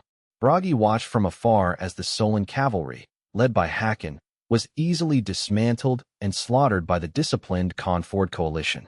As the Solon banner fell, Bragi knew the battle was lost. He retreated into the crumbling Tyrol fortress with fewer than 500 survivors. From the ramparts, he witnessed a humiliating and infuriating scene. Captured Solon warriors were being butchered by newly armed Plantagenet slaves, acting under the enemy's orders. The screams of his dying men and the vengeful roars of the recruits pierced the air, burning into Bragi's soul. Beasts! Plantagenet bastards! Bragi gnashed his teeth, his chest swelling with rage. He longed to charge out and die fighting, but his remaining reason held him back. He was trapped and powerless.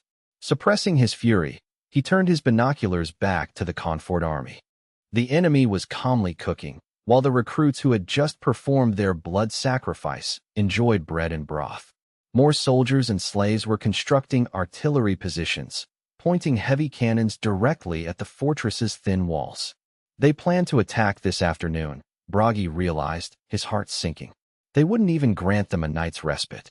He knew the hastily built earthen walls could never withstand such heavy bombardment. A few volleys would breach the walls, allowing the Plantagenet forces to flood the fortress like a broken dam. Hakon, so you have fallen too, Bragi muttered. his eyes bloodshot with grief. With the pride of Skarn gone, he questioned the point of holding this death trap alone. A surge of desperate, cold resolve replaced his earlier despair. He refused to die a coward or be slaughtered like his men. He would not surrender. His eyes sharpened like a dying wolf. He descended the tower and ordered his personal guard captain to summon all centurions. The captain, sensing Bragi's lethal intent, rushed to obey. In his command post, Bragi studied the map, a desperate plan forming in his mind. Since defense and retreat were both death sentences, he would turn Tyrol into a graveyard and make the Plantagenets pay in blood. He would force them into brutal urban warfare, fighting until the very last man. "Wait for me in Valhalla, Hakon," he whispered, his heart set on taking as many enemies with him as possible. Moments later, the remaining Solon officers gathered in the tense command post. Bragi looked at their faces and issued his final, grim order. Though shocked, the officers understood that given the enemy's cruelty, this was their only honorable path. Suddenly, a voice drifted over the walls. "Solon warriors, lay down your weapons, surrender. I, Karl von Schmidt, pledge on my knightly honor. Surrender, and you shall not be killed or enslaved. You will be fed. Officers who surrender will be granted land and homes according to their rank. Captured countrymen, surrender and regain your freedom as Confort subjects. Earn land through service. Any slave who brings the head of a Solon officer will be granted land to settle." The broadcast, clear and repetitive, reached every corner of the fortress. It was delivered in both Solon and Plantagenet, clearly well prepared. The officers rushed to the ramparts in alarm. Outside, soldiers with iron megaphones, protected by shields, were chanting the terms. The promises of life, freedom, and land acted like hooks, snagging the hearts of the starving, fearful defenders. Bragi saw the change in his soldiers' eyes. The resolve he had just instilled was evaporating. The ferocity born of desperation was replaced by a palpable, hesitant hunger for survival. They looked toward the enemy camp, weighing the truth of the promises. Even worse, the slaves within the fortress, hearing the promise of freedom and land, stared at their Solon overseers with predatory eyes. Many slaves began eyeing the weapons and throats of their masters, tempted by the reward for an officer's head. Bragi felt a chill. This psychological warfare was more lethal than any charge. It had shattered the defender's will and ignited the fuse of a slave revolt. "Don't listen to their lies," Bragi roared, trying to drown out the broadcast. "Remember how Hakon and our brothers were slaughtered. They killed them like chickens to train their recruits. Surrender means death. Only by fighting can we live." His voice echoed, but only his core officers joined the shout. They cried out to fight the Plantagenet dogs, but the rest remained silent. The ordinary soldiers and junior officers stood in dead silence. They avoided Bragi's gaze, watching each other's reactions instead. The desire to live was spreading like wildfire. Bragi's call to die fighting seemed bleak compared to the tangible, if uncertain, promise of life and prosperity offered by the enemy. As Bragi struggled to rally his panicked troops, a sentry screamed, "Cavalry! The Plantagenet cavalry is charging." Bragi rushed to the ramparts, fearing a direct mounted assault. He saw hundreds of cavalry, led by Leon and Thorstein, advancing in formation toward the fortress. Cavalry siege? Bragi wondered, deeply unsettled. The ensuing scene left the defenders paralyzed with cold despair. The cavalry halted abruptly on an open plain 500 meters from the walls. They dismounted in unison, securing their horses to stakes or leaving them with handlers. The soldiers then marched away, leaving their mounts behind as if abandoned. Tommy's voice boomed through a megaphone. "Solonians, our cavalry has dismounted. We only want the fortress, not your lives. Our Lord keeps his word. When the city falls, we will not pursue. You have time to flee north to your families. Why die for empty honor? The defenders will the fight shattered." Bragi felt as if he had fallen into an icy abyss. He saw the eyes of his men and low-ranking officers shift. Their desperate ferocity was replaced by a raw desire for survival and anger at being used. They looked at the abandoned horses and then at Bragi with suspicion. Bragi felt dizzy, clutching the wall to stay upright. His plan for a bloody urban defense had collapsed before a single blow was struck. Now he faced not just the enemy, but potential betrayal from his own demoralized troops and the restless slaves. Losing his composure, Bragi drew his sword and shrieked at his archers, "Shoot those Plantagenet dogs." A few weak arrows flew, falling harmlessly before the enemy's shields. The archers clearly lacked the will to fight. Tommy, safe behind his shields, delivered the final blow. "Solonians, are you fighting for Harold, who sends no reinforcements, or this commander dragging you to hell for his own glory? You die for nothing but a cold corpse. Your families will lose you. Will Harold compensate them? Think. Survival is everything. Don't resist. Flee while you can." A young auxiliary soldier dropped his spear, his spirit broken. Others followed suit, lowering weapons or retreating. Bragi stood alone, realizing Tyrol was lost. Bragi slumped against the ramparts, his backbone seemingly shattered. He knew further orders would only trigger a mutiny. He could only order his remaining loyalists to watch the slaves for treachery. He then led his personal guards to the southern wall, the most vulnerable point facing the cannons. He prepared for a final, suicidal stand. It was the only way to honor his duty as a Solon commander. Outside, I inspected the southern wall under heavy guard. I viewed the crude earthen and stone structure with disdain. It was more of a manor than a fortress. Its defenses were pathetic compared to the stone castles of Carnford. I looked toward the shimmering Mirror Lake. This was the site of the great battle between the Plantagenet and Solon armies a century ago, under Heinrich I. Heinrich I had inherited the throne from his father, William VII. By renaming the era after himself, he signaled his ambition to reshape the kingdom. At the time, the Solonians were the kingdom's northern proxies. They grew arrogant, smuggling with the Skarn people and raiding northern villages, playing both sides. Heinrich I, a brilliant strategist, decided to eliminate this threat. It was a cold, calculated campaign of extermination. Intelligence agents successfully turned a guard, who assassinated Harold's ancestor at a banquet. The Solonians descended into chaos. Heinrich I then led 50,000 elite troops north. Simultaneously, a naval force from the field territory attacked, crushing the Solonians near Tyrol. Trapped, the Solonians were decimated. Heinrich I named the lake Mirror Lake to commemorate the victory. Afterward, the Plantagenets occupied the region, building fortresses to enforce strict control. The Solonian society was shattered, their population reduced by over 70%, and their heritage nearly erased. For nearly a century, the Solonians were broken, reduced to scavenging in the wilderness, and posing no real threat to the kingdom. The Northern Territory enjoyed a rare century of relative peace. Tyrol Castle was one of the many frontier fortresses built by the Plantagenet kingdom during that era to guard vital routes. However, as the Solonians declined and the kingdom's strategic focus shifted, the garrison and armaments fell into disrepair. This lasted until the rise of Harold's father, the violent Solon leader known as the Old Barbarian King.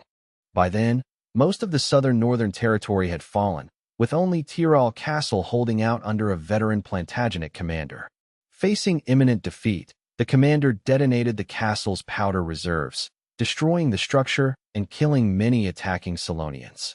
Enraged, the Old Barbarian King razed the ruins and executed every survivor, military or civilian. He never imagined this act of spite would hinder his son, Harold, decades later. Because Tyrol was leveled, Harold had to spend immense resources rebuilding a fortress from scratch to blockade Carnford, resulting in slow progress and weak defenses.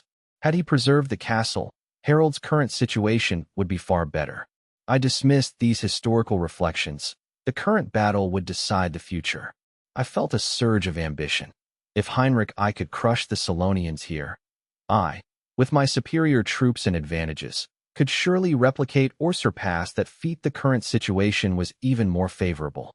The Solonian garrison was demoralized by yesterday's defeat, while my own forces were well-equipped, superior in number, and armed with artillery. Tyrol was effectively mine. I briefly considered renaming Mirror Lake to commemorate the victory, but dismissed the thought as arrogant. I was not yet a legendary conqueror like Heinrich I. I needed to remain grounded. Pragmatism and caution were key. My priority was to take Tyrol cleanly and consolidate my gains. Regaining my composure, I turned to my infantry commanders, Brendan and Roland. Brendan, Roland. Yes, my lord, they replied. Order the artillery, I commanded. In half an hour, commence bombardment on the weakest section of the south wall. Focus all fire. Use solid shot for the walls and explosive shells for the troops. Don't spare a single shell. I want that wall collapsed and the Solonians decimated before the infantry charges. Understood, my lord. Brendan signaled his messenger to relay the order. As for your infantry, I continued, prepare for the final assault. Equip the vanguard with the best gear. Once the wall falls, charge immediately. Tell the men the Solonians are broken. Kill everyone, especially those in officer armor. The scribe and execution squad will be watching. Rewards of land and housing will be prioritized for those with the most kills. Trade the heads of the Sorin barbarians for a better life. Understood, Roland replied, his eyes burning with battle lust. The recruits are ready to tear down the Solonian flag today. The camp became a high-efficiency war machine. On the artillery line, sweating gunners made final adjustments to their firing coordinates. Heavy iron solid shots and explosive shells were loaded into the smoking cannons. The dark muzzles, like the eyes of death, aimed at the thin southern wall of Tyrol. 500 vanguard recruits completed their arming. They wore iron-studded leather armor or chainmail, wielding battle axes, broadswords, and spears, with some donning captured Solonian plate armor. The heavy gear gave them a sense of martial confidence that masked their nerves. Tommy's rousing speech about land and wealth had ignited a fanatical fervor in the recruits, overriding their fear of death. William then stepped forward to outline the plan. After the bombardment, follow the veterans through the breach. Split into 2 groups to seize the gatehouses. Once the gates open, our main force will flood in. The rest of the army has the other sides covered. Don't let the barbarians escape. Understood. The recruits roared, the air thick with tension and the scent of iron and sweat. From a nearby hill, I watched the panicked, thinning ranks on the Tyrol walls through my telescope. The time was right. I nodded to the trumpeter. Begin the attack. Woo, woo, woo. The desolate, high-pitched call of the trumpet shattered the silence. Artillery. Target the wall. Fire, the commander roared. Boom, boom, boom. 3 falconets unleashed deafening roars, spitting fire and thick white smoke.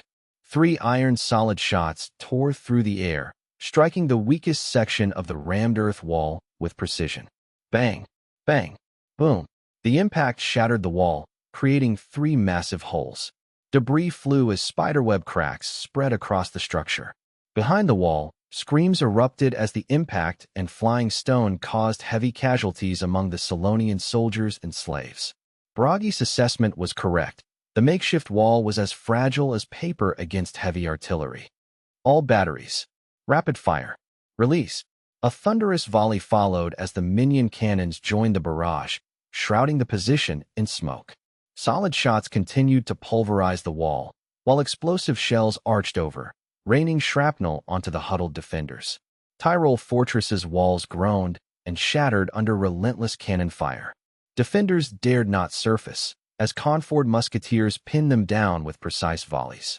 With the walls low, Conford artillery moved within point-blank range, causing devastating damage for over 30 minutes. When the final shell fired, the silence left only glowing barrels and deafening, soot-covered gunners. As dust settled, a 100-meter breach gaped in the south wall, a slope of rubble littered with debris and corpses. Brendan, anxious and eager, inhaled the acrid air and blew his copper whistle with all his might. Tweet. The shrill sound pierced the silence. Vanguard. Charge. For Conford. For the land. Kill. Kill. 500 frenzied recruits, driven by fire and greed, surged toward the breach like a broken dam, following their officers. The deafening roar of cannons still echoed, and smoke hung thick in the air. Officers and veterans prepared to shout final orders to rally the green recruits. Unexpectedly, the 500 armored recruits, eyes bloodshot and screaming wildly, acted like released springs. Ignoring formation, they scrambled out of their positions, charging headlong into the smoking, debris-filled breach. Their speed left veterans stunned. William shouted in frustration, "Follow them. Protect the flanks. Don't let them scatter." But the recruits, fueled by desires for land and vengeance, had only one goal: kill and claim glory. Inside, the Solonians were in total chaos after the half-hour bombardment. The breach, ruined barracks, and scattered limbs created a scene of pure carnage.